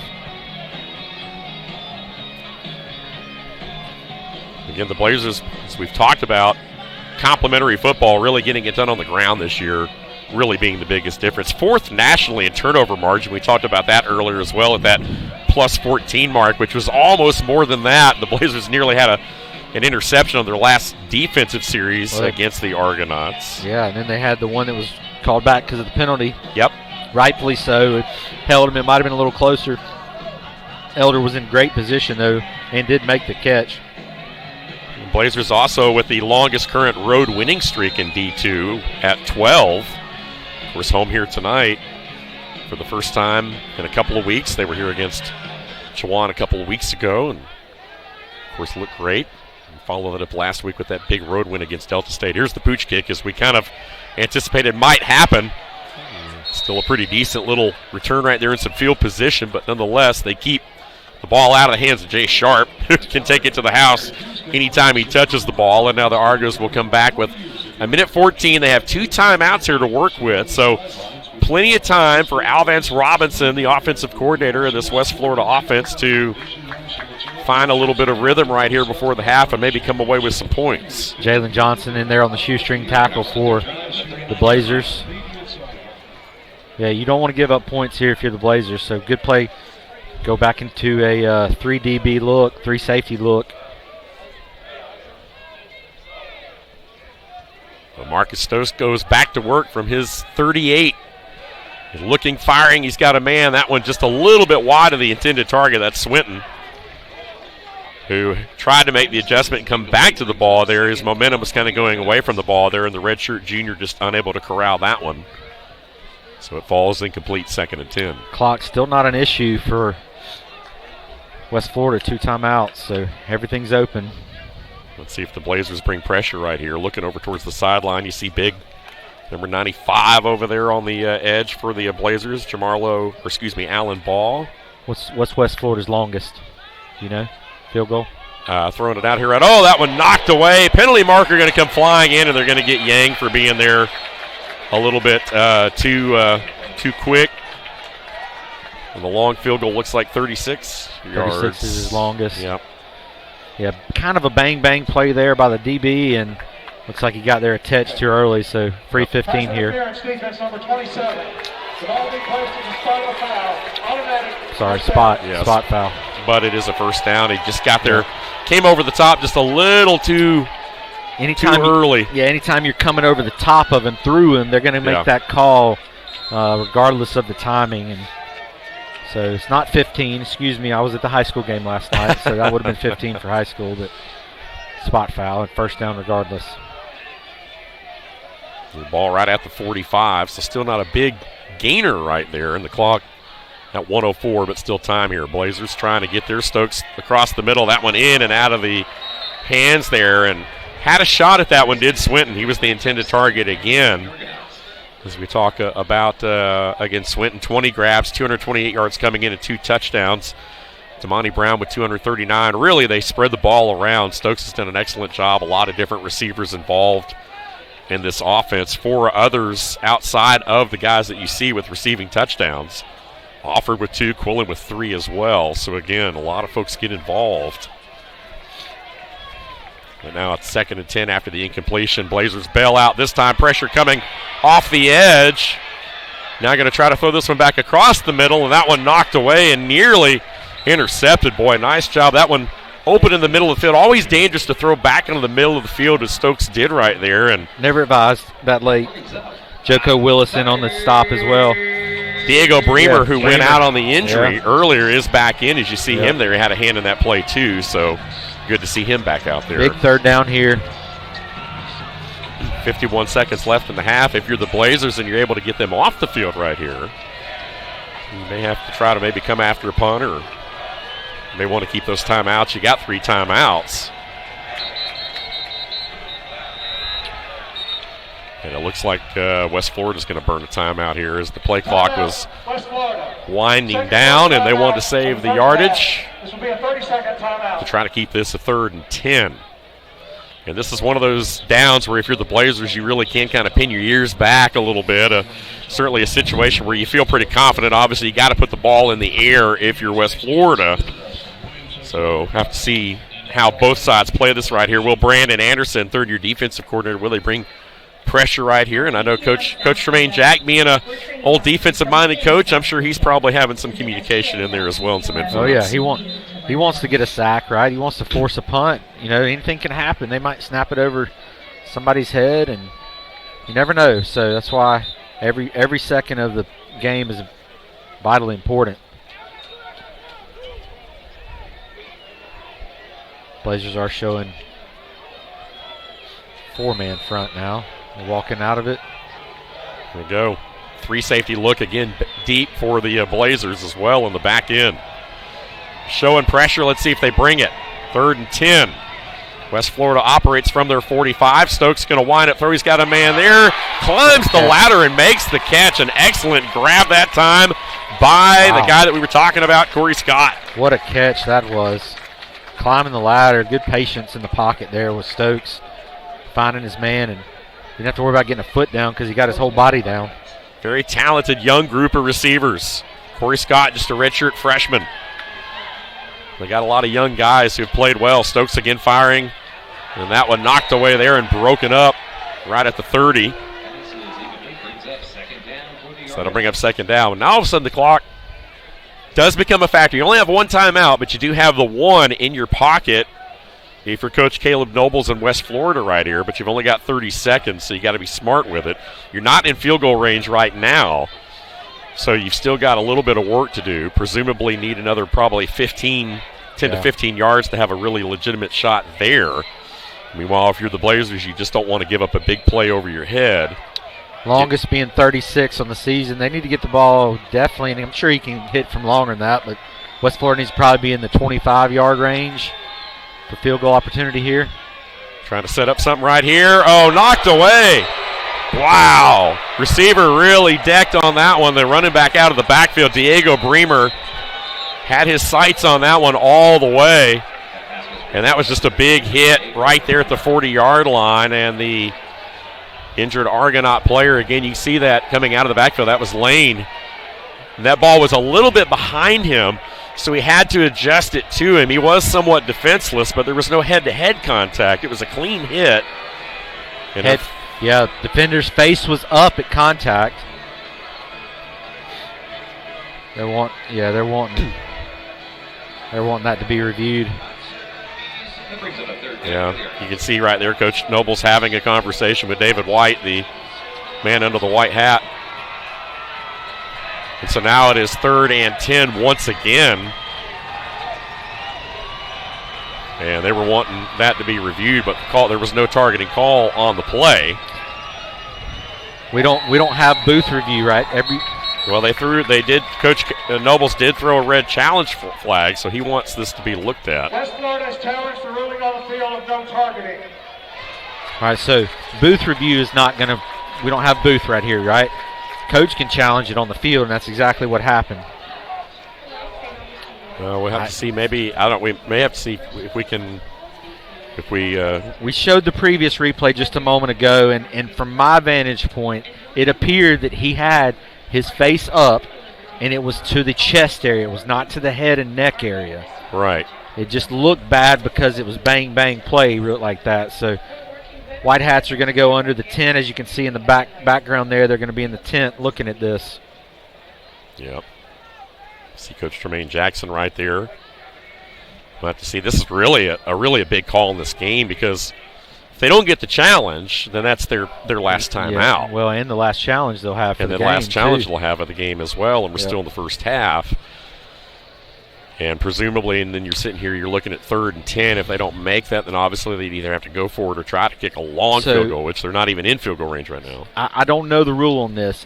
There was no flag thrown, right? So are they just challenging whether he's in or out of the game because there's no penalty yards going to be attacked onto this, or can they attack penalty yards on this in the review? Yeah. They did not throw a flag here. I don't know the rule. There wasn't on a this. call Was right not a call on the field. They're challenging targeting for him being kicked out of the game, I believe. I don't know if you can challenge and add penalty yardage. Maybe you can. I'm not sure. This will be a learning opportunity for myself as well. Well, definitely taking a look at this one right here, and again looking at the penalty yards. Again, the Blazers not an overly penalized team, 53 yards a game. West Florida right at 66.5 yards a game. Time of possession, the Blazers are right at 50%. West Florida just a tad over 32 minutes a game. And you look at the season stats as far as total yards go, the Blazers have amassed 4,259 yards of offense coming into the game tonight. And West Florida 3,269. So both of these teams, as we talked about, offensively have done a great job this year. West Florida 36 points a game. Valdosta State, of course, the conference leading 44.7, which is also good for 4th and all of D2 as we kind of talk tail of the tape right here. And really two defenses that get after you. Valdosta State very much showing a lot of physical style to play defensively here tonight. We know what West Florida does with the 37 sacks coming into the game and 7 interceptions, 14 forced fumbles. They lead the nation, of course, in tackles for a loss and sacks per game, as we all knew coming into the game. But the Blazers up 14-0 right now. But this is a very pivotal call, and they're taking a lot of time looking at this, which makes you wonder, hey, what's the deal here? Do we know who the defender was? I didn't see who the defender was. Trying to pick up a number on that. Yep.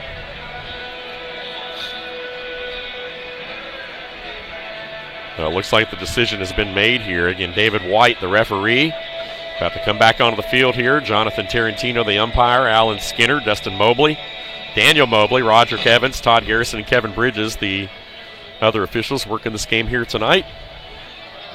And here comes the conclusion of the challenge flag from head coach Caleb Nobles. And it doesn't look like they got it based on the reaction there from Coach Nobles.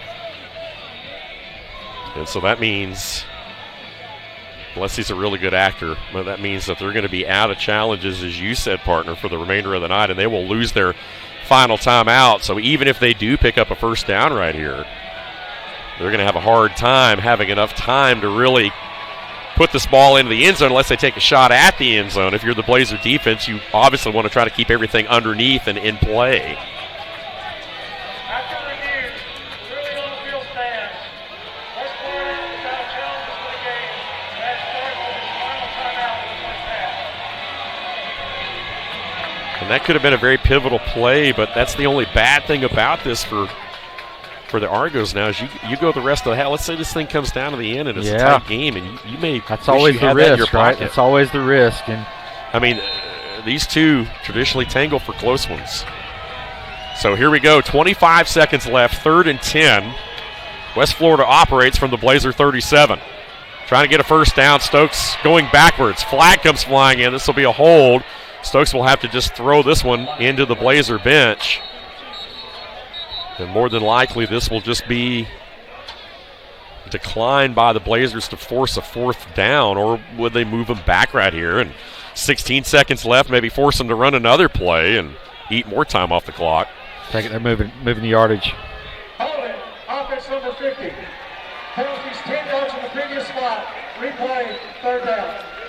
Yeah, and I think, you would think right there, 4th down, let's try to get them off the field, but probably going to go for it anyway. And at least at this point right here, you at least force them to kind of make a chunk play. Yeah. You're not going to have enough time offensively to do anything anyway. Well, if you don't back them up, the ball's on the 32-yard line. 33-yard line. That's a shot in the end zone, right? Yep. A little bit tougher shot at the end zone here if you back them up to the 47-yard line, which is where the ball is now. Especially with no timeouts. Yeah, no timeouts. So good smart call there by Coach Jack to back him up. I think you take the yardage and, just play good defense, keep everything in front of you. So here we go. 3rd and 20. Way back at the 47. Stokes, pressure again coming off the edge by the Blazers.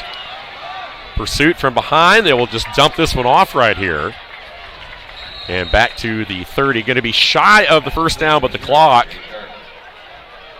still rolling right here. And they're going to go ahead and, now they're going to stop him. I'm not sure exactly why they stopped the clock. That clock should have never stopped in the first place. No, unless it wasn't a first down. Well, unless it's questionable how close it was, but it never was in question. All this does is give the offense time to set up for a. Yeah. I was going to say, I'm not sure exactly why they stopped the clock in the first place, but you're right. 1.3. The clock malfunction. The clock should have continued to run. The half is over. Yep, so there you go. So West Florida denied a chance at the end zone here. Coach Noble's not happy as he talks to the referee, but again, that was not anywhere close to the first down. No. So the clock shouldn't have stopped for any reason, and there you see Coach Tremaine Jackson, his team already off the field here as they head into the locker room up 14-0 here in the first half. Great first half by the Blazers.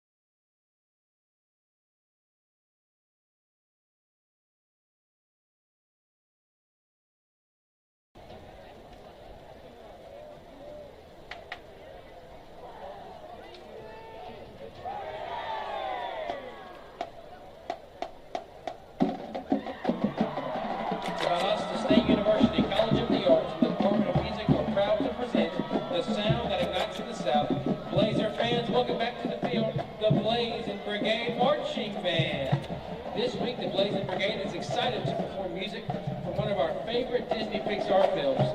We hope you enjoy this medley featuring music from Coco, Ratatouille, Monsters, Inc., A Bug's Life, and Cars.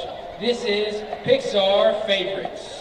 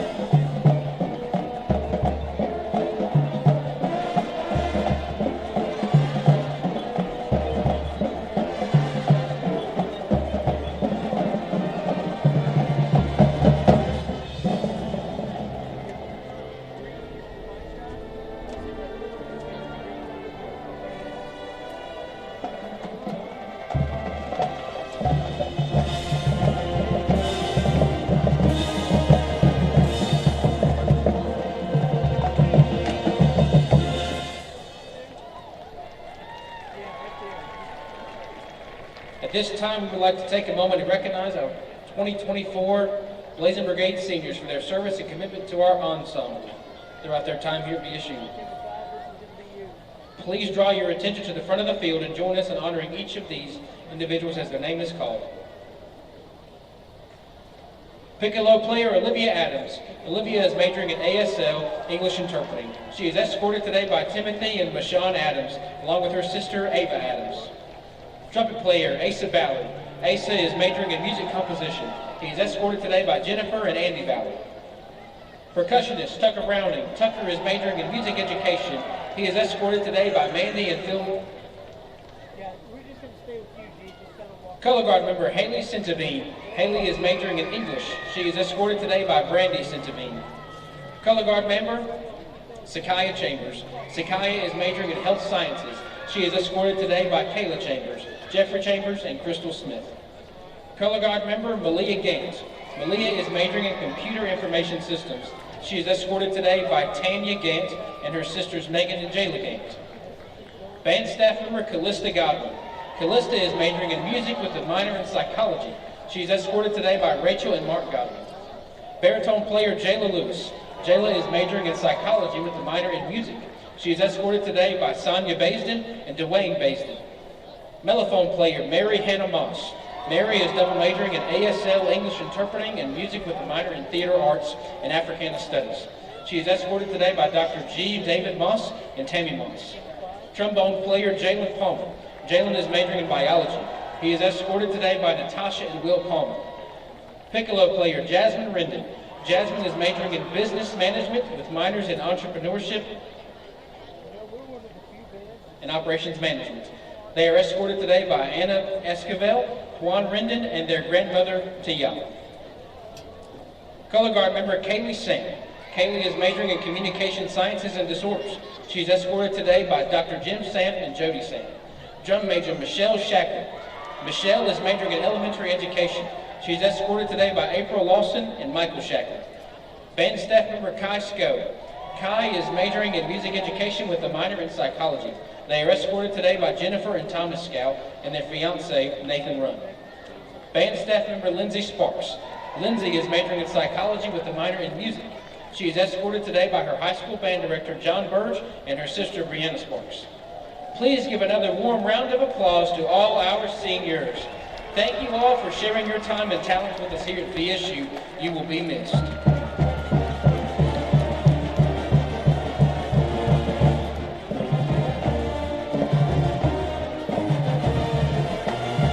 The Blazing Brigade is under the direction of Director of Bands, Dr. Sky Holmes, and Director of Athletic Bands, Mr. Patrick Forster. Percussion arranger is Dr. Ryan Smith. Drumline instructor is Mr. Stephen Holmes. Majorette instructor is Miss Katia Holloway.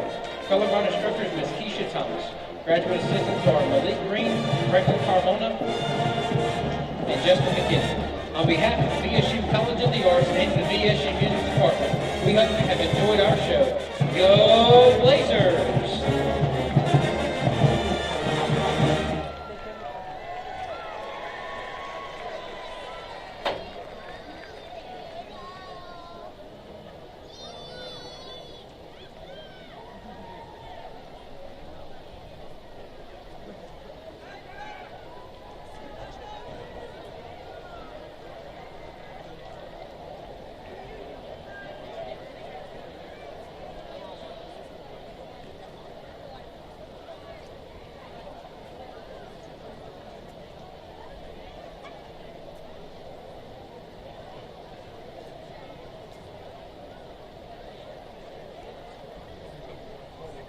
At this time, we'd like to recognize our two senior cheerleaders. Our first senior is Jasmine Wade. The first-year cheerleader is an African native, Atlanta native that is escorted this evening by her mom, Jackie, and Dave Wade. The biology pre-med major is an SGA Senator, 2023 NPHC Vice President, and a member of Alpha Kappa Alpha Sorority Incorporated. Let's give a round of applause for Jasmine Wade. Our second senior is Jade Harper. The fourth-year cheerleader is a native of Miami, Florida, and is escorted by her mom, Candace Holloway, sister, Inria and Taraji, and her dad, Jerome Harper. Jade was a 2022 sophomore homecoming princess and is majoring in INDS and plans to work in the education field. Ladies and gentlemen, Jade Harper. Thank you to Jasmine and Jade for your spirited leadership cheering on the Blazers. We wish you the best of luck in all your future endeavors.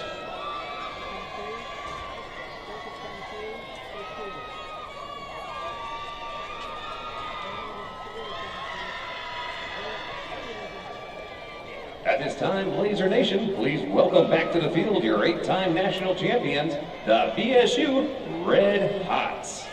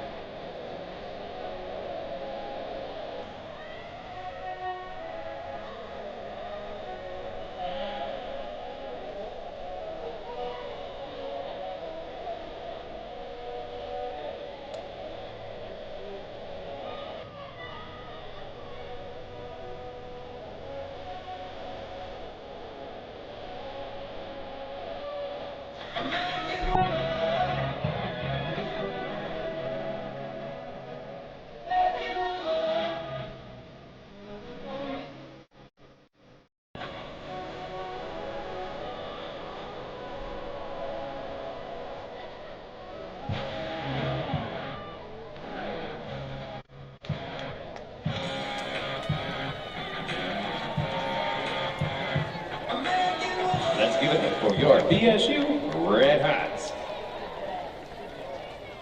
Now please welcome back to the field your 5-time national champions, your Valdosta State cheer team.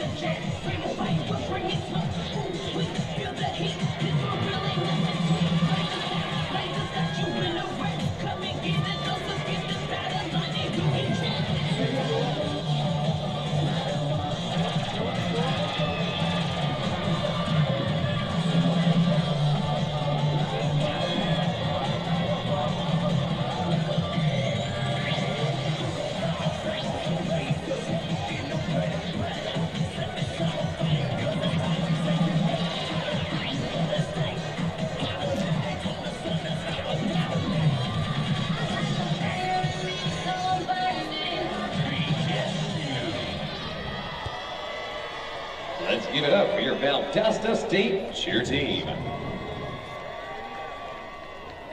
Ladies and gentlemen, it's now time for the Prince Automotive Punt Pass Kick competition. If you'll please help me welcome our contestant this evening, we've got Rylan. Rylan will have a chance to win $5,000 by making a field goal. But before they can attempt the field goal, however, they're going to need to kick the ball as far as they can into the opposite end zone, and then they'll throw it as hard as they can. Where that lands, they'll be able to then do the field goal kick, and if they are good with that field goal kick, they'll win $5,000 courtesy of Prince Automotive. Best of luck out there, Rylan.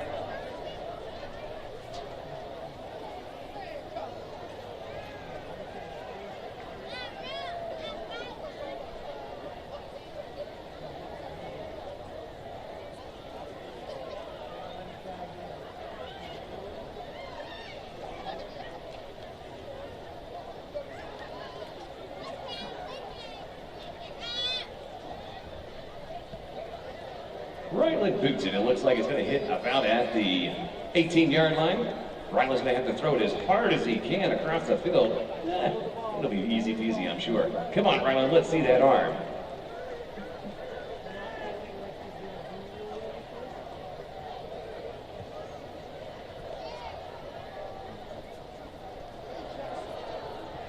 Looks like it lands at about the 34-yard line. I hope you've got a leg in there. Let's cheer him on. Let's hear it for Rylan.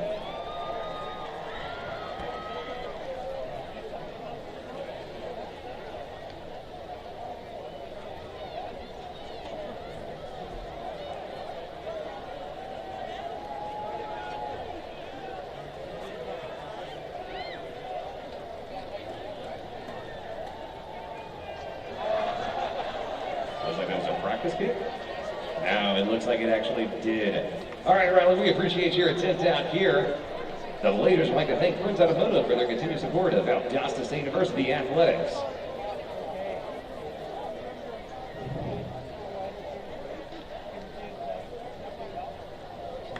Be sure to visit Big Nick's concession stands located on the south concourse in the northwest corner of the stadium. Big Nick's concession stands featuring a full lineup of food and drinks is now open for your enjoyment.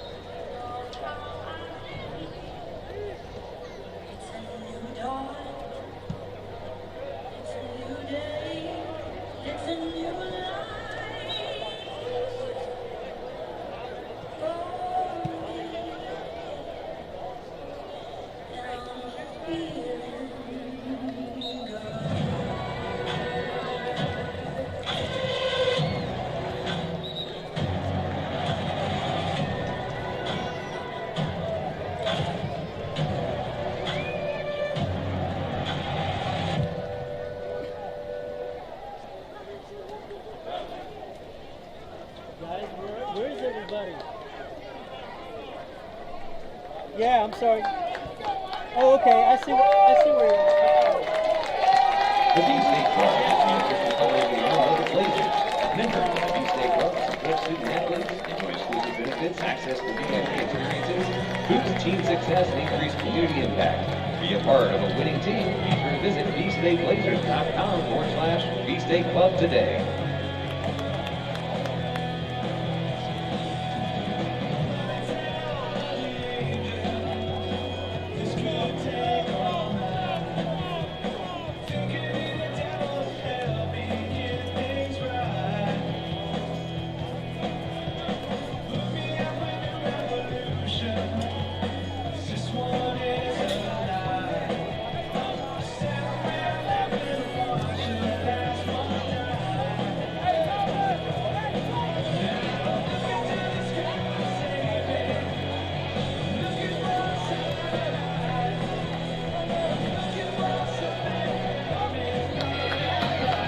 Back here at the Bays, Dave Garner, Taylor Biddle, back with you. Saturday night football fever. And the conference championship for the Gulf South Conference on the line here as we bring it to you via the Blazer Sports Media right here on Flow Sports. And again, looking back, 14-0 score at halftime as we get set to kick off the second half. And Taylor, what jumps out at you number-wise from that first half? Yeah, Sammy only 9 passing attempts. Really, that's uncharacteristic of a Blazer offense. 7 of 9, though, pretty efficient. Had the big long one there to Bullard. And then the balanced rushing attack between Sammy, Franklin, and Hester all gained 53, 26, and 22. Kind of spreading it out a little bit. Coach Jack there in the middle of the field, he's ready to go. Look at him. Well, the Blazers a half away, but still a long way to go here. West Florida, again, playing for their playoff lives here tonight. You know they're going to lay everything they got on the line here over the final 30 minutes. Of course, the Blazers won the opening coin toss, deferred to the second half. They turned away West Florida on their opening drive. Both defenses doing an excellent job throughout that first half. The Blazers, though, finally able to break through about midway through that second quarter, and they scored on their last 2 drives to make it 14-0. They open up the second half with the football, and this is Tyler Patterson who will boot it away. And this one a sidewinder that will reach the end zone, and it'll be a touchback for the Blazers. So we talked about it, Taylor, again, how important this opening drive is really for both teams. For Valdosta State, an opportunity to go up 3 scores possibly and really establish the momentum. And for West Florida, again, already trailing by the 2 scores, they can really ill afford to give up another touchdown at this point. West Florida does not need a long, sustained touchdown drive here. They want to get a quick 3 and out. And if I'm West Florida, I go back to the first half and start bringing the pressure, give him looks from all over just to really get Sammy off balance again. So James Robinson, that big guard in there in this offensive line. So the Blazers will go to work from their 25 to start this second half. And they'll do so on the ground in a big lane there for Blake Hester, who carries up close to the 35, going to be just shy of the first down, they're going to say, at the 34.5. Hester hit the hole hard there off the left side. Good block and pinch the end there and able to pick up good positive yards. It is going to be, your screen does say 1st and 10, but it's going to be 2nd and about 1. Blake Hester with 21-yard touchdown run there in that first half, over 50 yards for the half. On pace potentially for 100 tonight. They'll go back to him on the ground. Hester will have the first down up across the 37. That will move the chains. The Blazers with a good start to their opening drive of this second half. 2 little pops to Blake Hester and first down. Boy, Fred Norman, you see the big tackle getting off the ground there at the tail end of that play. 6'7", 342 grad out of Rossville, Georgia, and Ridgeland High School. Just a big body. Just rolled up on there at the end. He was all right. So 1st and 10, Blazers operate from just inside their 40. Pressure. Sammy, here's the pressure, as you mentioned. Going to take a one-on-one shot. It's got a man there, and great defense there, one-on-one down the sideline. Step for step with Rodney Bullard was Virgil Lemons, who we bragged on earlier. Lemons has really been one of the big play guys in the back end of this defense. An interception, 5 pass breakups coming into the game tonight. Sammy had the man-to-man coverage he was looking for. Pressure was picked up. Allowed him to set his feet and throw it, trying to get Bullard hitting on a streaking route there. Hester steps up. He remains the lone back here. And this time they'll keep it on the ground, trying to squeeze past a couple of Argo defenders, but unable to do so. And a nice job and well played by West Florida, as they keep that to a minimal gain, and will force a 3rd and long right here. 3rd down and about 9 upcoming. So, again, Blazers needing a big play right here if they want to extend this opening drive series. We talked about 3rd down being the big down, of course, coming into the game tonight for both these teams based on statistically what they've done this year amongst the nation's best offensively and defensively, respectively. And trips to the bottom of your screen. West Florida showing pressure. Here's Sammy. Steps up in the pocket. He's got a man. That was just a little too tall for Tyler Adjero. There is a flag down, though, back at the 32, and this may be a hold unless it's a late hit or something. But it is going to be on the Blazers, it does look like. So A punt upcoming, it looks like.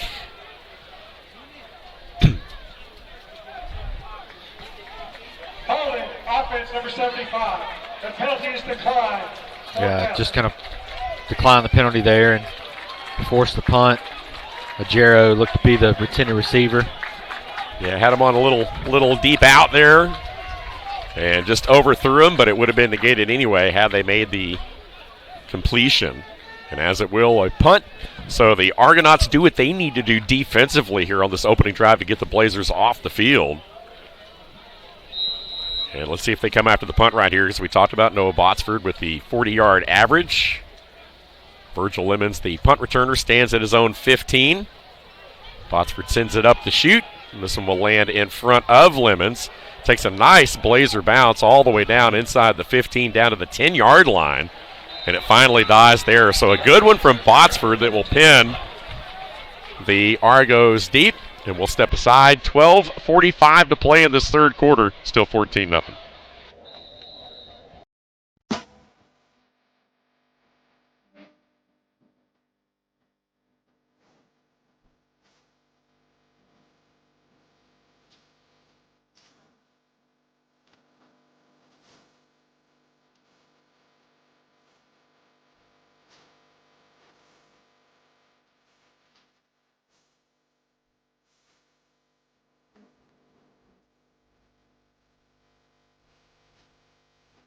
The Houston Clinic's history with Valdosta began over 40 years ago with Doctors Champ Baker and Kurt Jacobson on the sidelines with the Valdosta State Blazers. We've been there through VSU's 4 NCAA Division National Championships and 9 Gulf South Conference Championships. And we're still here today on the field providing VSU athletes with immediate sideline coverage. Congratulations, Valdosta State Blazers, for over 40 years of exceptional football. Get ready. MediaCom is now Mobile? Well, not just mobile, but a 5G mobile network with reliability you can count on. Really? Just check out this map. Coast-to-coast coverage, plus hundreds of free extreme hotspots. It's an unbeatable network, and we've got some unbeatable prices, too. But I love this phone. Easy. Keep your phone when you switch. And guess what? You'll love it even more. MediaCom Mobile. Learn more today. At Chick-fil-A St. Augustine Road, we pride ourselves on providing the freshest, most quality food with the highest tier of customer service. Whether you're picking up in our speedy drive-thru, enjoying a meal in our inviting dining room, or having your food delivered to your home, office, or venue, our goal is to provide you with the most exceptional food and service. We're working better together to serve our guests and community at the highest level. We look forward to seeing you. Back here in Titletown, a gorgeous night as we've talked about for college football. The de facto Gulf South Conference Championship by virtue of course, the Blazers being unbeaten, but West Florida with just the one earlier conference loss in the season. But they have an extra game played on the Blazers, and that ultimately would be the deciding factor, is that extra conference win if they were able to pull it off here tonight. Giving them, of course, the Gulf South Conference Championship. Of course, obviously playing for their playoff life already with the 2 losses. So here we go, back to action here. West Florida opens up their first drive of the second half from their own 10-yard line after a good punt from Noah Botsford. They run it right into the middle, and right into the teeth of that Blazer defense for no gain goes TJ Lane. Botsford's punt, 51 yards down just at the 10-yard line. Huge. So we talked about special teams being huge pregame. A lot of time it gets overlooked, especially when you have the explosive offenses and the, amazing defenses that you have on the field here tonight. And you can't forget sometimes it's that third series. Once again on the ground, a little bit more room to operate, but not much more for Lane, as once again they run it right into the strength of that Blazer defense there in the middle. So it will be third down, third and sizable here with 12 minutes to play in this opening quarter. Blazers again opening drive. They did get a first down, but then the drive stalled. They were unable to convert on a third down, had a holding penalty as well. Of course, that was declined. Just 2 of 7 on third down tonight for West Florida. The Blazers, meanwhile, 4 of 7. And so let's see what Now Vance Robinson, offensive coordinator, dials up right here if they get the ball out of the hand of Stokes quickly.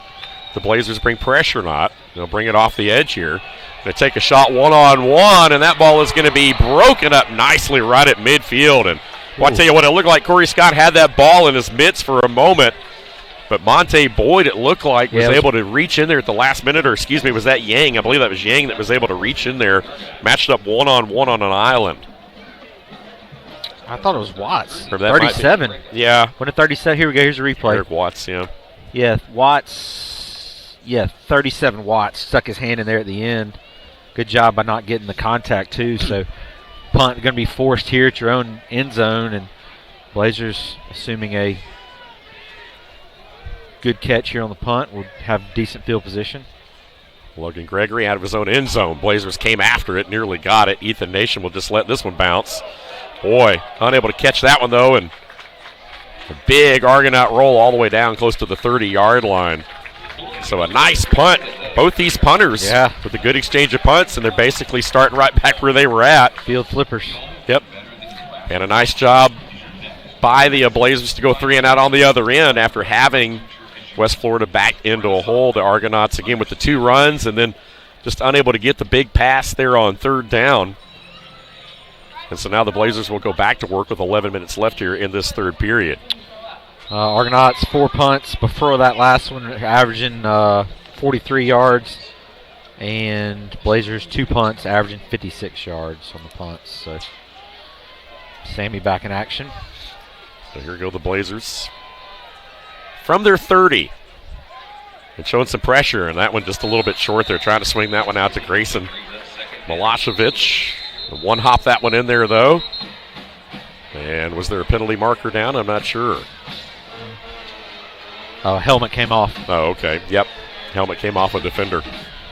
The Sammy's had a couple that have come out of his hand like that tonight. Had Rodney Bullard earlier in the game on a 4th down play on the opening drive, or maybe the second drive there. And now, not sure what this is all about. They're trying to reset the play clock, maybe. Please reset the game clock to 11 minutes, 4 seconds.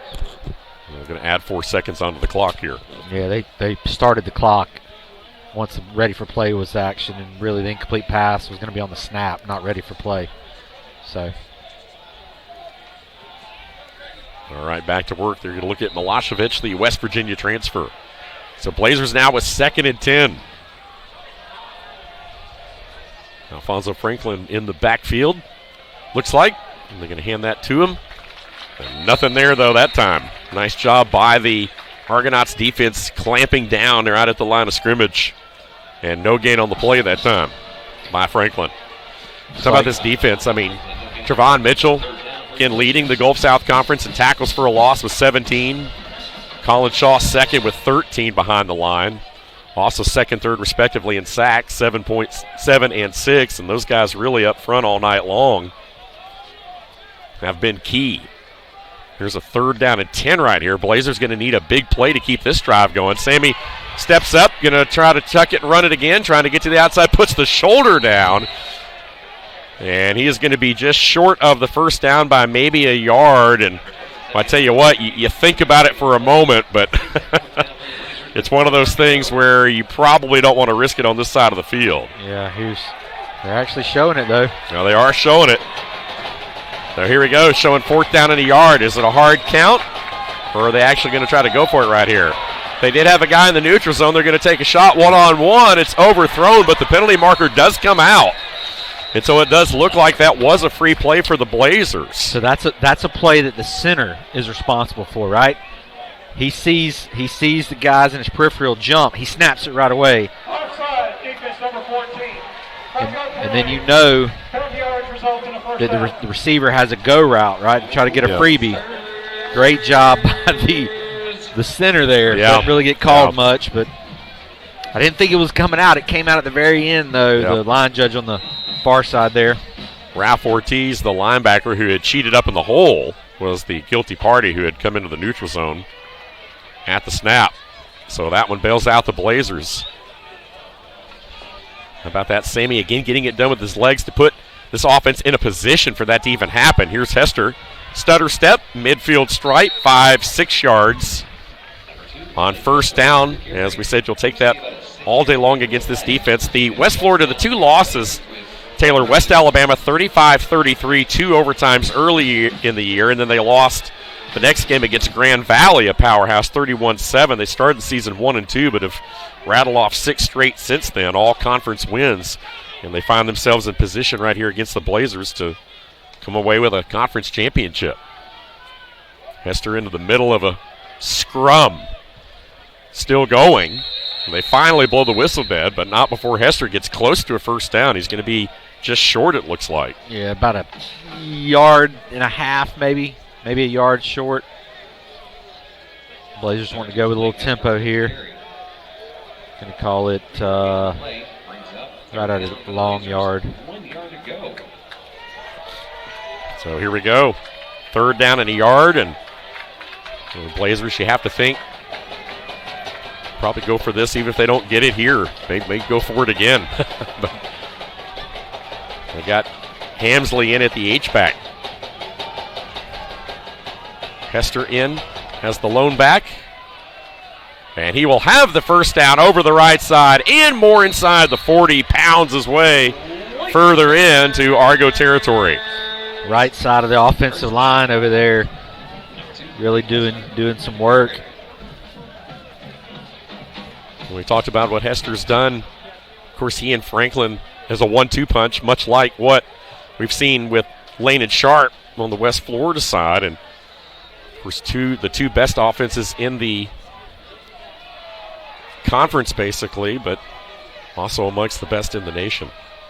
So a fresh set of downs inside the 40. Play action. Sammy looking down the field, now under pressure. Going to fire this one, just going to throw it out of bounds to avoid a loss, and a smart play that time by Edwards to just eat that one. Grayson was on an out and up trying to catch that linebacker on him.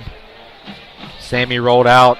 Good job setting his feet and just chunking it out of bounds to avoid a sack.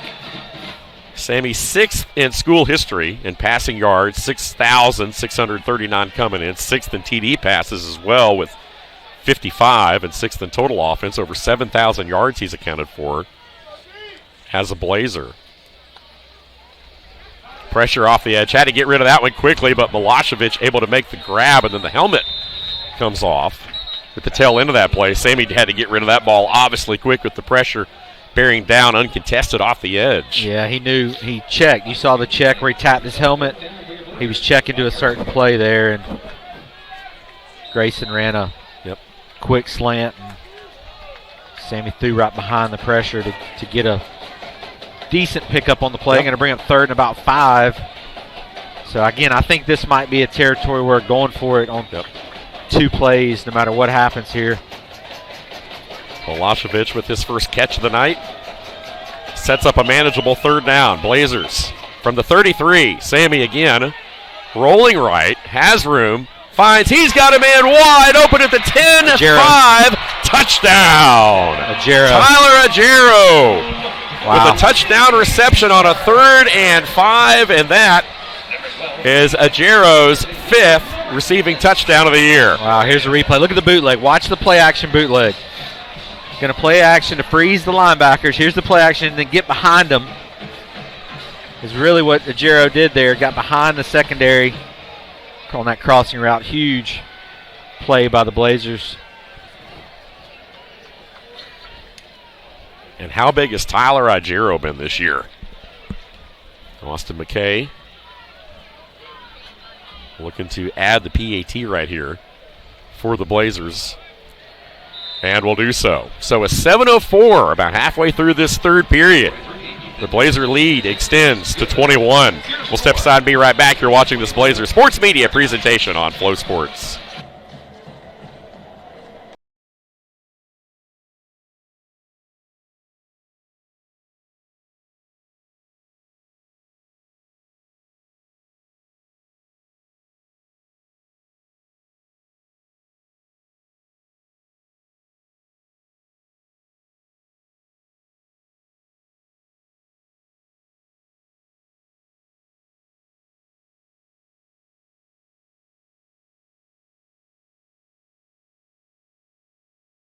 sports fans.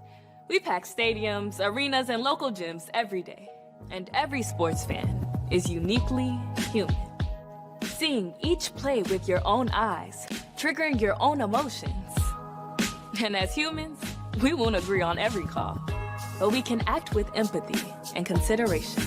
So put yourself in the official shoes. Be more than a fan. Be officially human.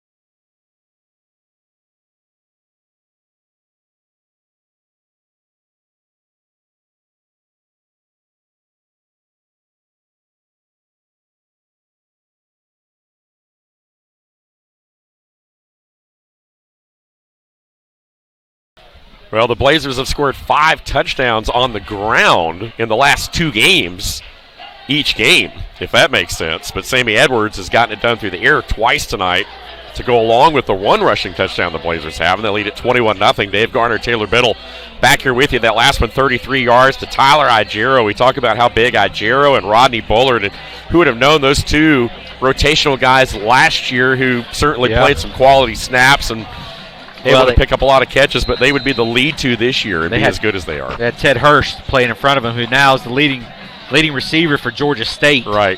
D1 school. So, Tyler Igero's come on huge. Bullard having a great game as well, great season. So a return this time. They are going to go ahead and kick it deep.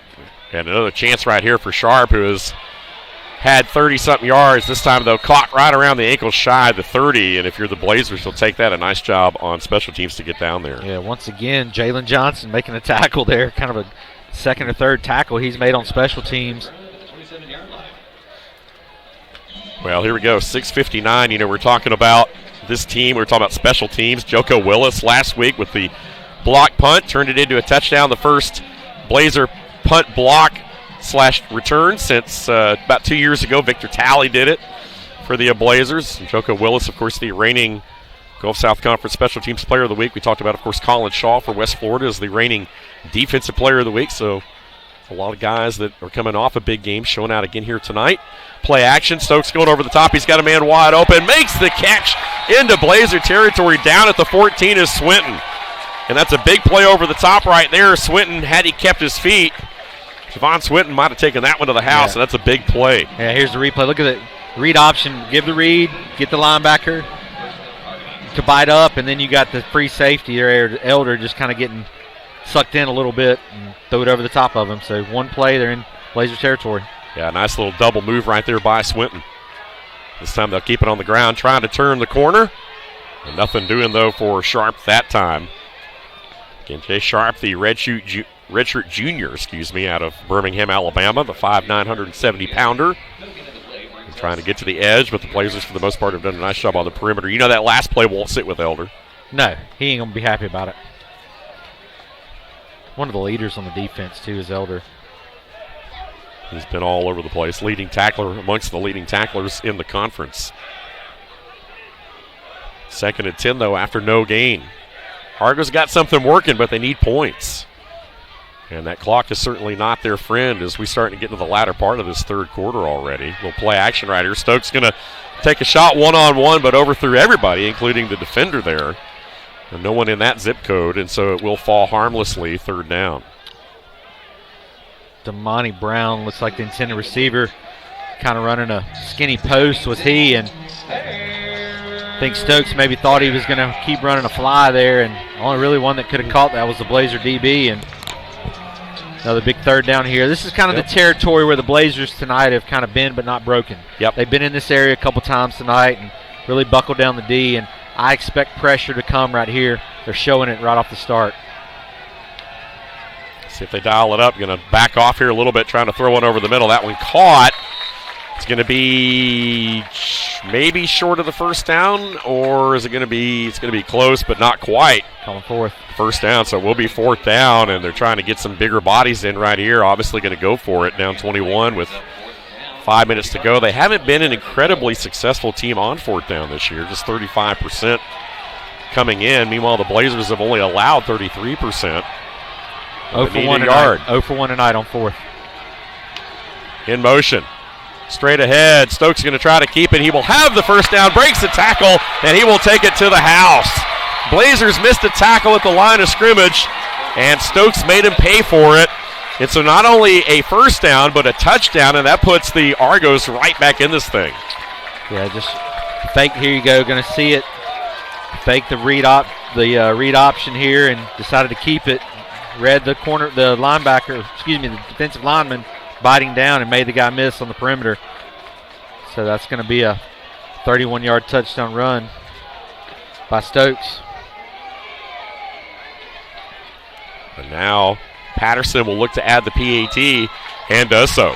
4:53 left here in the third quarter. A ball game again in Titletown. Don't go anywhere. Again, West Florida, not much life offensively all night long. Sometimes it just takes one play to get you going, and they got it right there. So 21-7, back to a two-score game. We keep the action right here for you with 4:53 to play in the third quarter. And how big of a play right there when the Argos needed it to stay in this game. Well, you bring in the big bodies, right? You maybe think, well, hey, we're just going to try to get a bunch play and push it forward, and then you run a read option, keep your quarterback on the edge, and all he had to do was make one guy miss. And he did so, and then it was off to the races. He showed what he could do with his feet. Did Stokes there. So, yeah, you're back to a two-score game. And offensively, if you're the Blazers, you need to make sure that you don't want to 3-and-out here and punt, right? You want something to sustain a drive, put some points on the board, even if it's a field goal. Get it back to a three-score game. Super Region 2 rankings. Again, the Blazers came into the night number 1, followed by Wingate, and then West Al, fellow conference member, who wrapped up their season, of course, with a victory. Carson Newman, Lenore Ryan, who the Blazers played last year in the quarterfinals, and then, of course, don't bring that game up. West Florida back at number 8. Don't bring the Lenore Ryan game up. You know, back in the mix. There could be a little revenge factor there, maybe, depending on how the brackets play out. Yeah. But nonetheless, though, again, a long way to go still in this one right here. And the Argonauts are a team that no one's really been able to necessarily put away this year. They've always been right there in it, and the Blazers will have a chance at a return here. 20, advancing up across the 24 to the 25-yard line goes Alfonso Franklin, who's also a pretty good returner in his own right. Average, of course, coming in on the returns there right at 27.7 yards. So now the Blazers go back to work, and West Florida with that score now applying just a little bit of pressure. Still some breathing room, but you want to go down right here and keep converting. You got to keep your foot on the gas, especially against a team like West Florida that can score in a hurry. As you see Blaze trying to fire up the crowd here. Coming over to the band section was Blaze. So Edwards back to work. Blazers work from their own 24. On the ground, Blake Hester, big running room. Shoots through a hole, 40-yard line plus, and a first down run by Hester. Graham Craig could not have called a better play there. Pressure was coming off the right side. Well, hey, guess what I'm going to do? I'm going to run it right to that hole. Watch him run it right there. The kick-out block by the tight end. Great play call right there. Yep. Understanding situation, understanding tendencies. Good job by Graham Craig calling what he needed to there. So 1st and 10, Blazers, fresh set of downs. Once again on the ground, Hester trying to slip through a crack. Not much of one there, but still picked up positive yardage on first down. Maybe close to 4 yards or so. Still not a bad job. 3rd and 7, we'll call it a gain of 3. In the 9th meeting all time, as we talked about, between these two, Valdosta State leads the series 5-3. Last year, of course, VSU snapped a 3-game losing streak to the Argos with a 31-28 win in Pensacola. 2nd and 7 after that gain of 3. Hamsley in at H-back. Once again on the ground, straight ahead. Not a whole lot doing here, though. A nice job by the Argos in the middle to stack that play up for no gain, and now you're forcing 3rd and long again. Noah went off limping right there. Tight end went off limping right there. The crowd's kind of getting into it here for the Argos, and if you're the Blazers, 3rd and 7. Got to be thinking something beyond the sticks here. Nothing short of the sticks. And if you're the Argos, you got to be disciplined too. Sammy has 6 of 10 tonight are the Blazers on 3rd down. Sammy's been able to run too in these situations, so you got to be mindful of number 12. Once again, Argos showing pressure. Sammy going to swing it out of the backfield quickly. Flag comes flying in. And Blazers will have the first down pending the penalty, but this one may very well be coming back. That penalty down at the 43. Yeah, against the Blazers. Maybe. It was enough for a first down, though.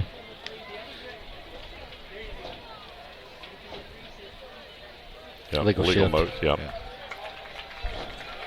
So that'll bring the Blazers back. And instead of 3rd and 7, it'll be about 3rd and 12 right here. Offense, 2-man movement at the snap.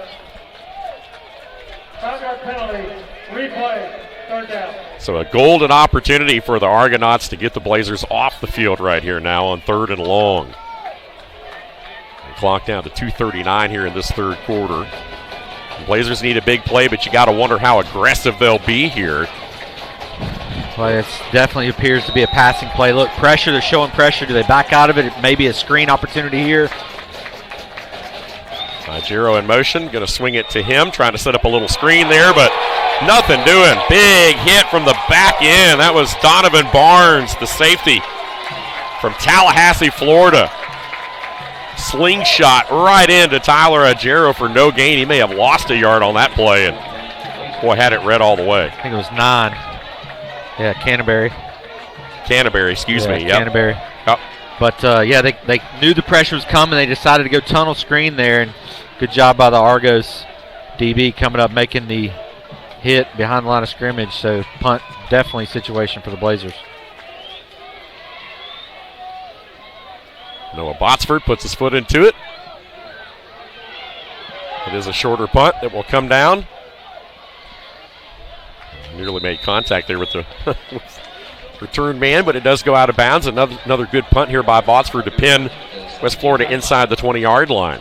So 1:41 to play here in the 3rd quarter. 21-7 Blazers lead it, but the Argos turn the Valdosta State offense away, get the football back, and ready to operate. Couple big plays there on the previous drive by the Argos that popped the read option, 2 read option plays. Really, the read option pull, dump it over the middle was the first big play, and then the read option on 4th down, quarterback keeper. So got to be disciplined at the linebacker position here if you're the Blazer defense, and still going to a 3-high safety look are the Blazers. So Stokes and this offense go back to work. Big Olajuwon Sparks there at the 0 technique for the Blazers. And a design quarterback run all the way. Stokes trying to get through a hole, follows his blockers, and has a good gain on 1st down, about 8 yards. Like something they saw there off that previous drive, and wanted to give Stokes an opportunity to do it again with his feet. The Blazers won the first 4 contests between these two. And then West Florida won the last 2 meetings, though, in Titletown. Trying to make it 3 in a row here in Valdosta are the Argos. Robinette in at tight end. 2nd and 2. That's Scott across the formation. They'll keep it on the ground right here, and nothing doing. Going to be hit in the backfield and dropped for a loss. And a nice job that time by big number 52, Dante Bowdy. Again, the 6'3", 280-pound grad. And shooting off the edge there for a hit. So now a big 3rd down right here. This is really not 4-down territory at this point, so you got to get the first down right here if you're West Florida. They do have to snap it again. It was 2nd and 2, that loss, though, of a yard. So 3rd and 3. Let's see if the Blazers bring pressure. They're showing pressure. Just one single high safety. Trying to get there. And that one is going to be caught, and first down yardage across the 30. And a big play right there by Zach Offord to keep the drive alive as Stokes put it on the money, and that will be the final play of the third quarter. So we have reached the fourth and final quarter here in this de facto conference championship game. It'll come down to the final 15 minutes when we return. Stay with us. Please welcome back to the field your 8-time national champions, the VSU Red Hots, and your 5-time national champion, VSU Cheer Team.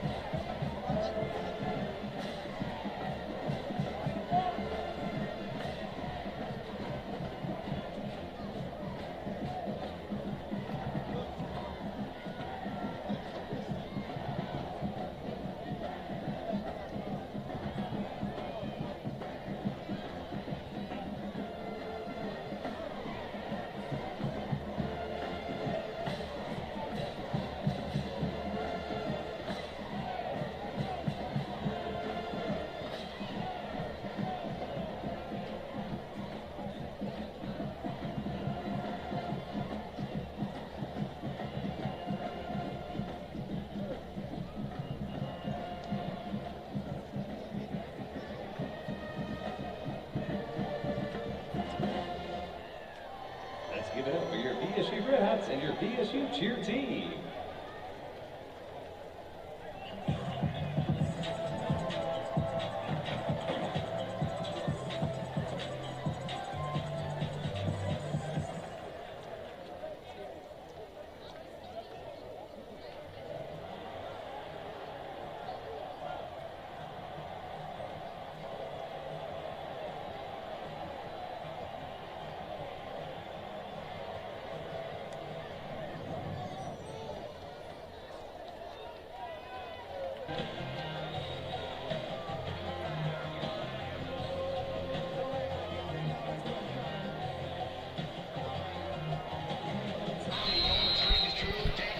Start of the fourth quarter here in Titletown. Again, the Blazers trying to complete a perfect 10-0 regular season. West Florida, though, with the football, trailing by 2 scores, but have shown a lot of life here since their last drive touchdown. Still have a say in this one. High snap.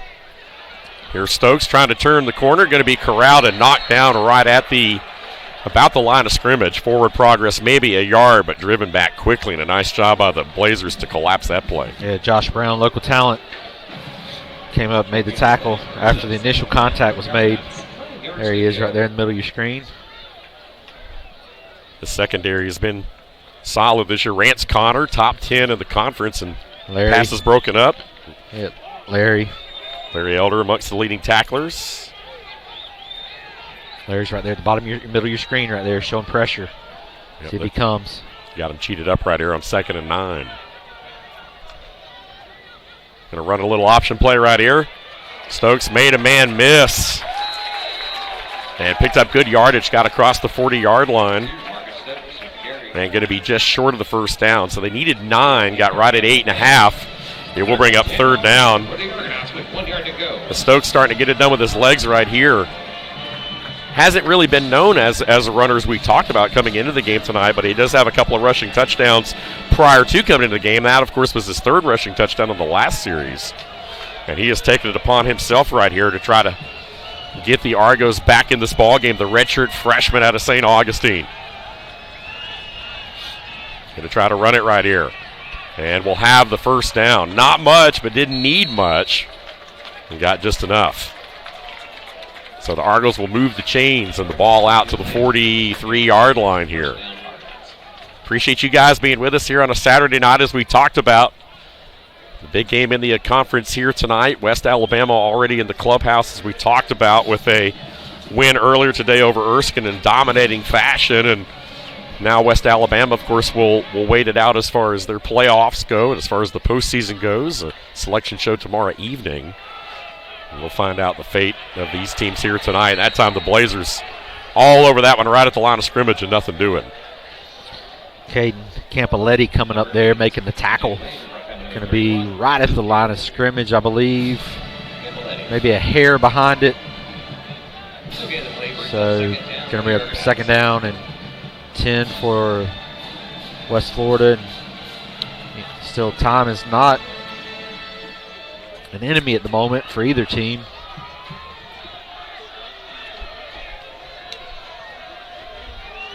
Twins to the near side of the formation. Stokes looking to throw. Going to throw this one up one-on-one. Has a man there, but just beyond the outstretched fingertips right along that sideline. Well defended. As they were looking into the direction of Corey Scott. Scott, as we talked about really throughout the night, top 5 in the conference in receiving yards coming in. Yards per game and also yards per catch at 18.8. Has been one of the conference's top receivers throughout the season. He and, of course, Rodney Bullard of Valdosta State statistically. Here's 3rd and 10 right here. Blazer crowd on their feet making some noise. Here comes the pressure. Going to sling this one out. Hit, dropped, and about 5 yards is all. It will be 4th down. They need the Blazer 47, and you got to wonder at the 12-minute mark here, will they line up and try to go for this right here? Yeah, I think they're going to. You're not going to win this game punting the ball back to Valdosta State. They're gonna try probably here to get an offsides call maybe. See how disciplined the team can be. Here's 4th down. They're going to snap it. They're going to keep it on the ground. Not going to get there. Blazer defense stacks it up right at midfield and will turn the Argos away. Boom. Man, I really thought they would have tried to jump us with a hard count or something there, but wow, they thought they could get it on the ground, and the Blazer front steps up big, much like they've done this season. Joko Willis, number 40, one of the first guys there, being congratulated off the field, and Jay Sharp again keeping it on the ground. You understand that when you need maybe 2-3 yards, 5 yards, so that's an awful lot to ask in that situation. Well, and even with the punt yardage they've had, I figured they were going to probably try to draw us and then maybe even take a penalty there. But then to run it? Yeah, in the middle. I mean, if you're going to do that, let's run a slant or something. Yeah, get out on the perimeter. But the Blazers will take over at the midfield stripe with 11:32 to play in the ball game. And going to throw this one out right here. Ajero makes a move, foot in the carpet, gets down, good yardage on 1st down. We talked about, the fact that West Florida hasn't been a particularly successful team on 4th down this year, just 35% coming into the game. They haven't done great on 3rd down here either tonight. It hasn't been their friend, and again, it's just caught up to them a little bit here a couple of different times. 3rd down efficiency, West Florida 4 of 12, and on 4th down they're 1 of 3. And so the Blazers taking advantage of that. Now they'll run the clock as much as they can, but they'd like to have another score as well. They're going to try to stay probably mildly aggressive right here, you would think. Sammy still throwing the football. Quick slant. Got a man. 1st down catch over the middle. Ajero again inside the 40. Yeah. Back-to-back plays to Ajero there. A receiver that Sammy can trust. And really just good job of Sammy by putting it where only his receiver could get it. It was going to be incomplete if possible. Went down, made the reception just beyond the sticks, and so keep the chains moving there. 1st down for the Blazers. Xavier Williams will come to the wide side of the near side of the field. Bullard in at the top of the screen. Ajero in the slot. To the left of your screen, Alfonso Franklin, the lone back. Sammy hands this one off. Franklin stays on his feet.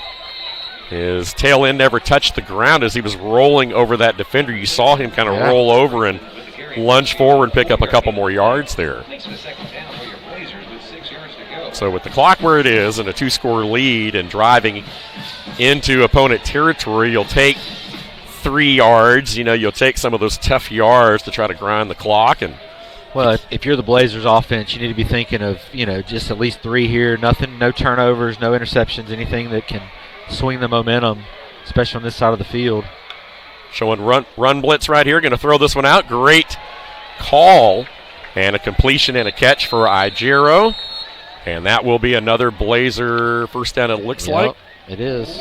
Again, Argos brought the pressure right in Sammy's face. And when you do that, hey, I'm a seasoned vet. I'm going to just throw it right behind you to my guy running a slant, who's pretty sure-handed, by the way. That's Tyler Igero there.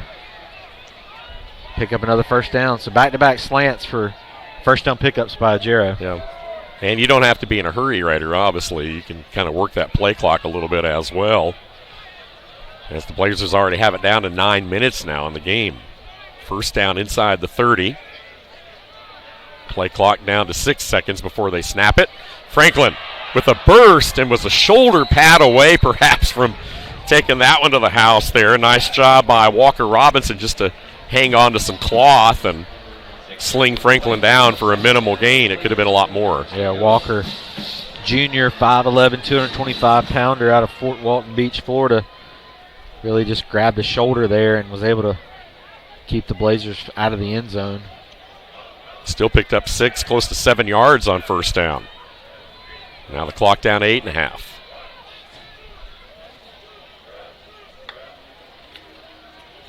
Franklin again, straight ahead, just puts that shoulder down and buries his way forward. It looks like he'll have another first down inside the 20.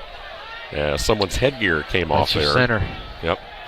Little Flowers may have to come out of the game for a play, and he will. So check that now, because you got to make sure you have a clean exchange here with the new center coming in. Of course, that is number 60 right there. Again, that's Trey Cameron, the 6'1", 270-pound junior out of Warner Robins just up the road. But it is a Blazer first down. And the clock continued to roll now under 8 minutes. A real drive killer right here so far. Claps the hands. Alfonso Franklin picking a hole, breaks a tackle. Slip stick. The A button. Franklin a step away from the end zone on that one will set up first and goal. 28, I believe. Redshirt sophomore DB out of Tampa, Florida, made the tackle there to save the touchdown. Could be 29. I could be reading that wrong, but regardless, first and 10 for the Blazers, and again, not in any hurry. First and goal right here. Blazers smelling blood. West Florida with their backs against the wall right here, and you know they'd like to take as much time off the clock here as possible. Alfonso Franklin stays in as the lone back. West Florida showing run blitz. And they run it right into the teeth of that blitz, but they get behind that big offensive line who pushes forward and will put Franklin down to the 1 foot line. Golly. I thought he got in there, but they're going to mark him just short, but that's not the worst thing in the world that could have happened, because you get to run off another 30, 40 seconds. Might be worth the challenge flag. And he went down. Boy, he went down close, but like I said, considering with the clock and where it's at and it only being second and goal and the way they've been able to move the football right here, you kind of like the fact that they were able to take off another 30 seconds or so of that clock. Throw the challenge, Coach. Nah, keep in your pocket. Just put it in right here. So here's Franklin. Again, over the top. Touchdown! Yeah. Left his feet, just like Herschel Walker back in 1980. Yeah, just here's a replay of that. Just going to go right in front of your screen there. Boop. And he landed about 3 yards deep in the end zone. Alfonso Franklin showing off his athleticism. Franklin's got some hops. His first rushing touchdown of the night. He and running back mate Blake Hester both with 11 now on the year. And that one a big one right there that puts it back to a 3-score game. As Austin McKay looks to add the PAT to make it a 28-7 game. And he'll do so. 6:14 left in the contest. We'll step aside and back with the rest of this one. Stay with us.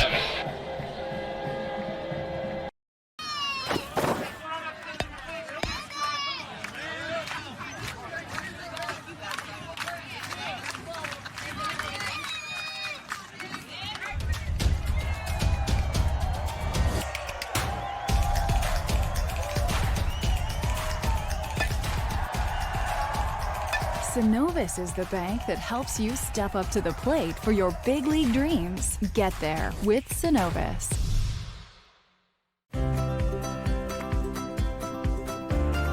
A small town with big energy, a little bit of thrill, and a whole lot of chill. Explore wide open spaces and unexpected places. Met with friendly smiles and views for miles. Welcome to Valdosta. An amazing vacation is waiting for you.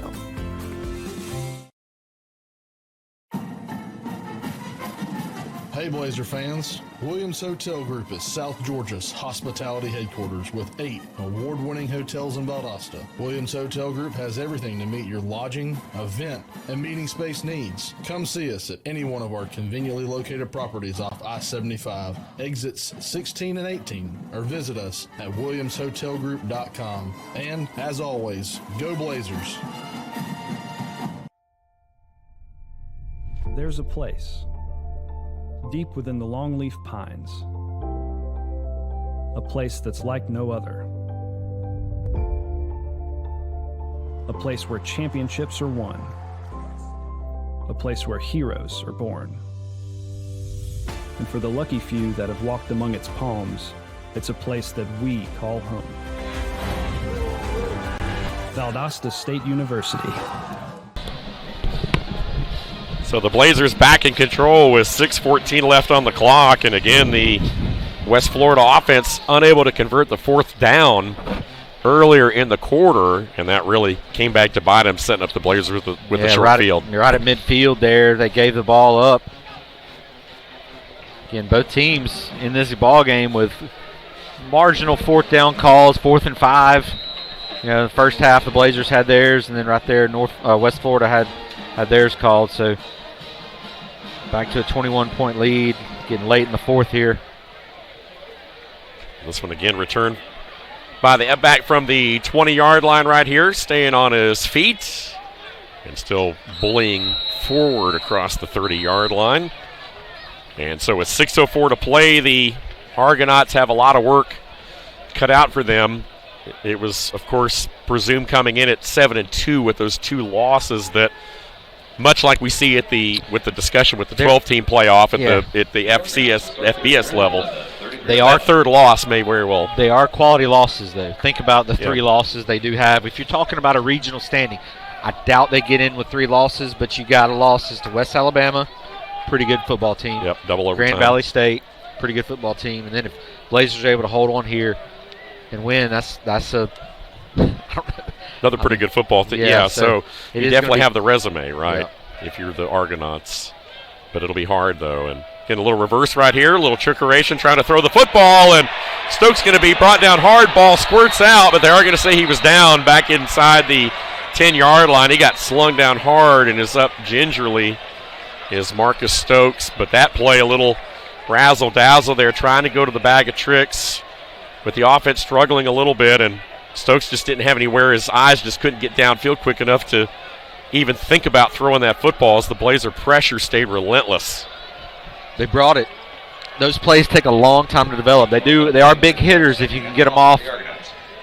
But, again, the long developing plays right here are going to bring up second and forever. Second and better than 20. Stokes going to try to fire a ball. That one a little bit high. Caught. Wow, and that's a very good pickup. That puts them right back in a normal situation right here. So from 2nd and 26 to 3rd and about 5. Yeah, so they pick up about 21 yards on that reception by Zach Offord right here. Take another look at it. Again, just rolling, and Offord able to settle into the middle of a bunch of Blazer defenders.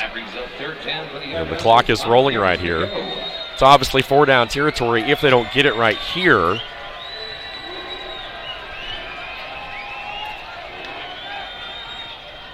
Offord again looking, has plenty of time, fires it deep across the middle, and that one going to be beyond the outstretched arms of everyone. Offord was the closest receiver in the area, but Jordan Billups was the closest one to the football, and it'll be 4th down. I think you're in a situation here with the time and how far they are back. They're going to have to go for it here. So this may very well be the ball game if they don't get it. The Blazer defense trying to get back up there. No penalty marker. Pressure coming off the edge. Just going to throw this one up one-on-one. Boyd is there and just let that one hit the ground. And 4th down. It's actually good that he didn't intercept that. Believe it or not, it's probably. Was there a penalty called? I don't think so. But both teams were kind of staring at the referees like there was going to be a penalty, but there was no penalty on the play. I'm not sure what they were looking for. They were looking for. They hard counted us. They hard counted the Blazers. I don't believe they ever really got in the neutral zone. Yeah. I mean, I think they flinched, but I'm not sure that they ever really got in the neutral zone. So, and again, a timeout out on the field. We'll step aside with them. 4.5 to play. We'll be back in a minute.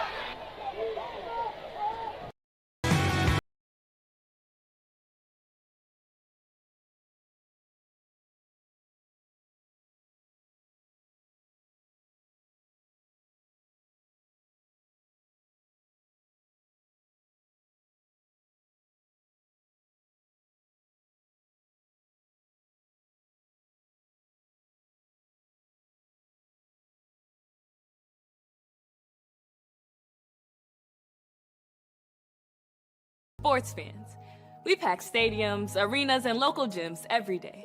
And every sports fan is uniquely human. Seeing each play with your own eyes, triggering your own emotions. And as humans, we won't agree on every call, but we can act with empathy and consideration. So put yourself in the official shoes. Be more than a fan. Be officially human.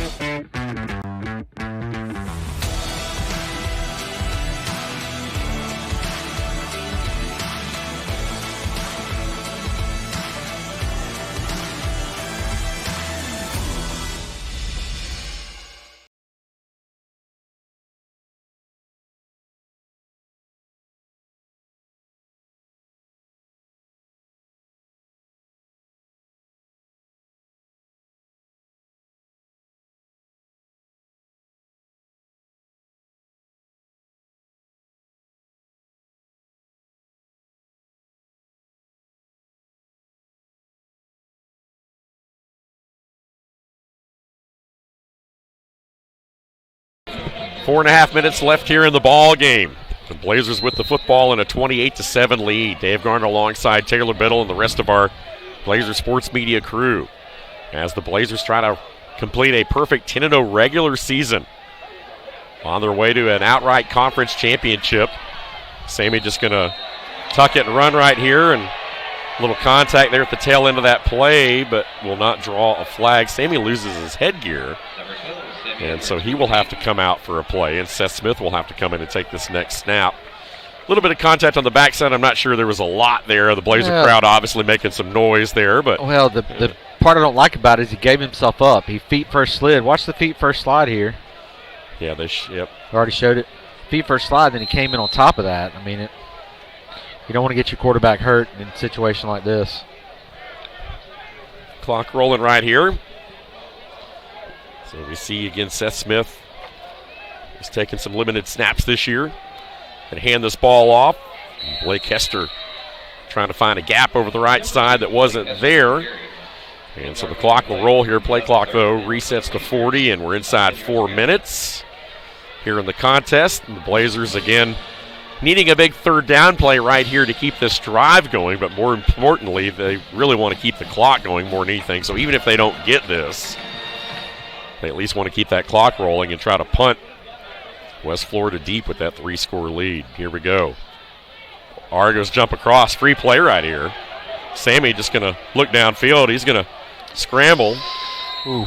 And he got pulled down there.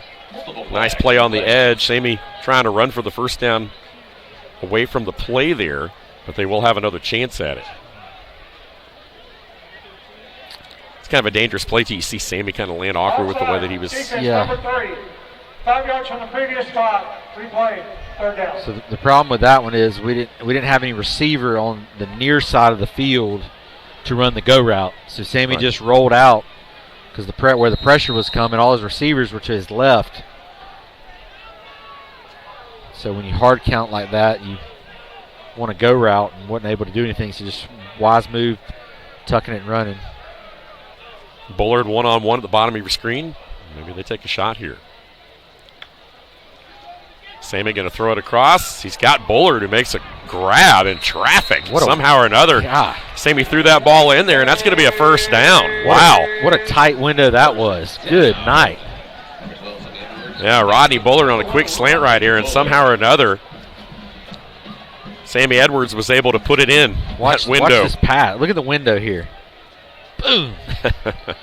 In between 12 and 7 right there. That was a tight window. Boy, and that's pretty much just about wraps this ball game up, too. West Florida had an opportunity there at least to get off the field, maybe get the ball back, and crazier things have happened, but now it's pretty elementary as the Blazers will able to run this down to the 2-minute timeout here coming up. Hester straight ahead. Slips through a crease inside the 25. The clock will run, and we'll hit the 2-minute timeout here in this ball game with the Blazers up 28-7. Valdosta State well on their way to improving in the season series to 6-3 all-time. A win here tonight by the Blazers would be the 7th outright conference title, the 11th overall. This is the 2-minute timeout of the second half. And we'll step aside for the final 2 minutes and be right back to cap this one from Titletown. Stay with us.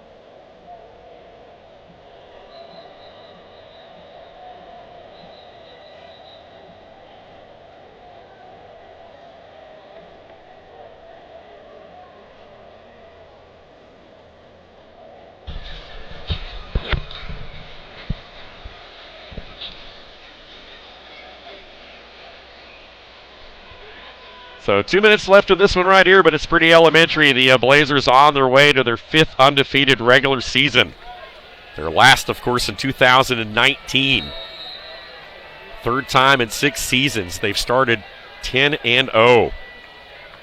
And will enter into the postseason likely as the top seed in the Super Region out of their Super Region as Blake Hester carries this one over the right side and picks up yet another first down. And now, unless West Florida decides to use their timeouts right here, the Blazers can pretty much just run out the clock. Yeah, you got to start thinking about safety of the players here. Just take a knee, hopefully. Definitely something to think about. Of course, the trophy presentation, we'll have it for you right here as part of our coverage before we go off the air tonight.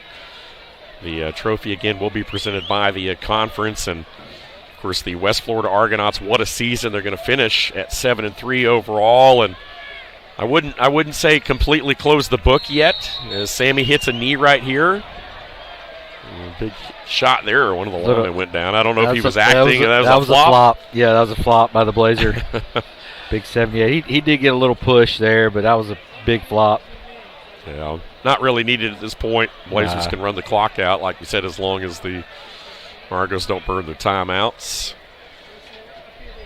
But what a job by Coach Tremaine Jackson and this coaching staff tonight coming in. West Florida had won 6 in a row. Caleb Nobles, the former, of course, Valdosta State / West Florida quarterback who was there when they started the West Florida program. And, of course, the Argos quickly won a national championship. Looks like they're about to get the Gatorade bath over there. Tremaine Jackson gets the Gatorade bath over on the sideline. There we go. There's some more to go along with it. The water buckets. How about that? One of the big goals coming into the game this year for the Blazers was to win the outright conference championship. That was one big thing they had circled. They did not want to share it as they did last year. And they needed a win here tonight in the final week of the regular season against a West Florida team to do it. The Blazers hitting the knee for the final time, and the teams are already meeting at midfield. That's going to do it. The final seconds rolling off the clock here at the Bazemore Hyder Stadium and Cleveland Field scoreboard. And the final score here tonight, Valdosta State, a winner 28-7 over West Florida. As I mentioned, Argonauts finished 7-3 overall, 5-2 in the conference. Meanwhile, the Blazers 10-0, 6-0. Again, one less game played. The West Alabama game will always be left to wonder what might have happened. That was the one, of course, that got canceled due to the hurricane. But West Al winning their final game today, certainly headed into the postseason. Those two may end up meeting after all at some point. You never know. Yeah, going to definitely be in the South region for sure. And that team's always been good and playing good football. And it don't matter. We won't see it until we see it. So, conference champs. Coach Tremaine Jackson, obviously emotional right now with his team. Hugs and congratulations from all around. What a family affair it's been when you talk to these guys away from the field. You talk to them on the show. They talk about just the family mentality that these guys have. And, of course, West Florida, they have the same thing just a few hours away in Pensacola, Florida. The Argos will be back. Caleb Nobles, as we talked about, this very talented coaching staff has a lot of experience, and those guys will certainly be back in the mix very soon. But tonight belongs to the home team, the Valdosta State Blazers, who are gathering as the presentation of the conference trophy gets ready to happen. Taylor, I know we're going to be back for some more football, presumably in a couple of weeks. Assuming the Blazers, depending on the selection show, maybe we'll have a bye next week. But regardless, the next time you and I see each other, more than likely right here. But your takeaways from the regular season after watching this team all year long and seeing how they stacked up against that 12-2 team from last year. It's a team that's improved from that, both defensively and offensively, in my opinion.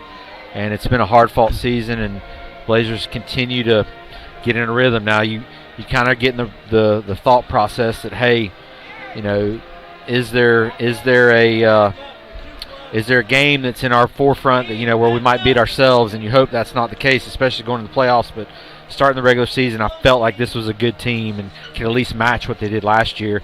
It's yet to be seen what they do, and hopefully they get the week off. But sometimes those week offs are kind of poisonous themselves. But from a health standpoint, you love it in football. Baseball, maybe not so. Basketball, not so. But we'll see. Definitely playoff bound. We know that for sure. More than likely a home game for sure, too. Yep. You're going to look at the Blazers again. Celebration is on here at the Bays. The Valdosta State Blazers have won the Gulf South Conference title outright for the 7th time. As we said, the 11th overall conference title for the Valdosta State Blazers. And what a 40-plus year run of football it's been here. They're going to present it. Title town. The trophy. Coach Tremaine Jackson right in the middle of that. 11th Gulf South Conference title in program history. Also, as a reminder, the NCAA there it is. GSC football selection show will be aired live on NCAA.com Sunday evening at 6 p.m. I thought they just set over the intercom conference commission. There it is. There we go. Congratulations to the Valdosta State Blazers, the 2024 Gulf South conference champions. They came in as the number 1 ranked Super Regional 2 team, more than likely will stay there, with a convincing 28-7 win over rival West Florida. An Argonaut team that had won 6 straight games, all conference games, and a lot of folks felt like coming in that this team would certainly be tested here tonight, and they were in spots, but the Blazers answered the challenge, and they come out of here a winner. Well, that's going to wrap things up. 28-7, Valdosta State moves on. Their postseason will start here soon. For our entire Blazer Sports Media crew, for my partner Taylor Biddle, for Jamie Abbott, our producer, and our entire team, I'm Dave Garner saying, so long, everyone. We'll see you next time.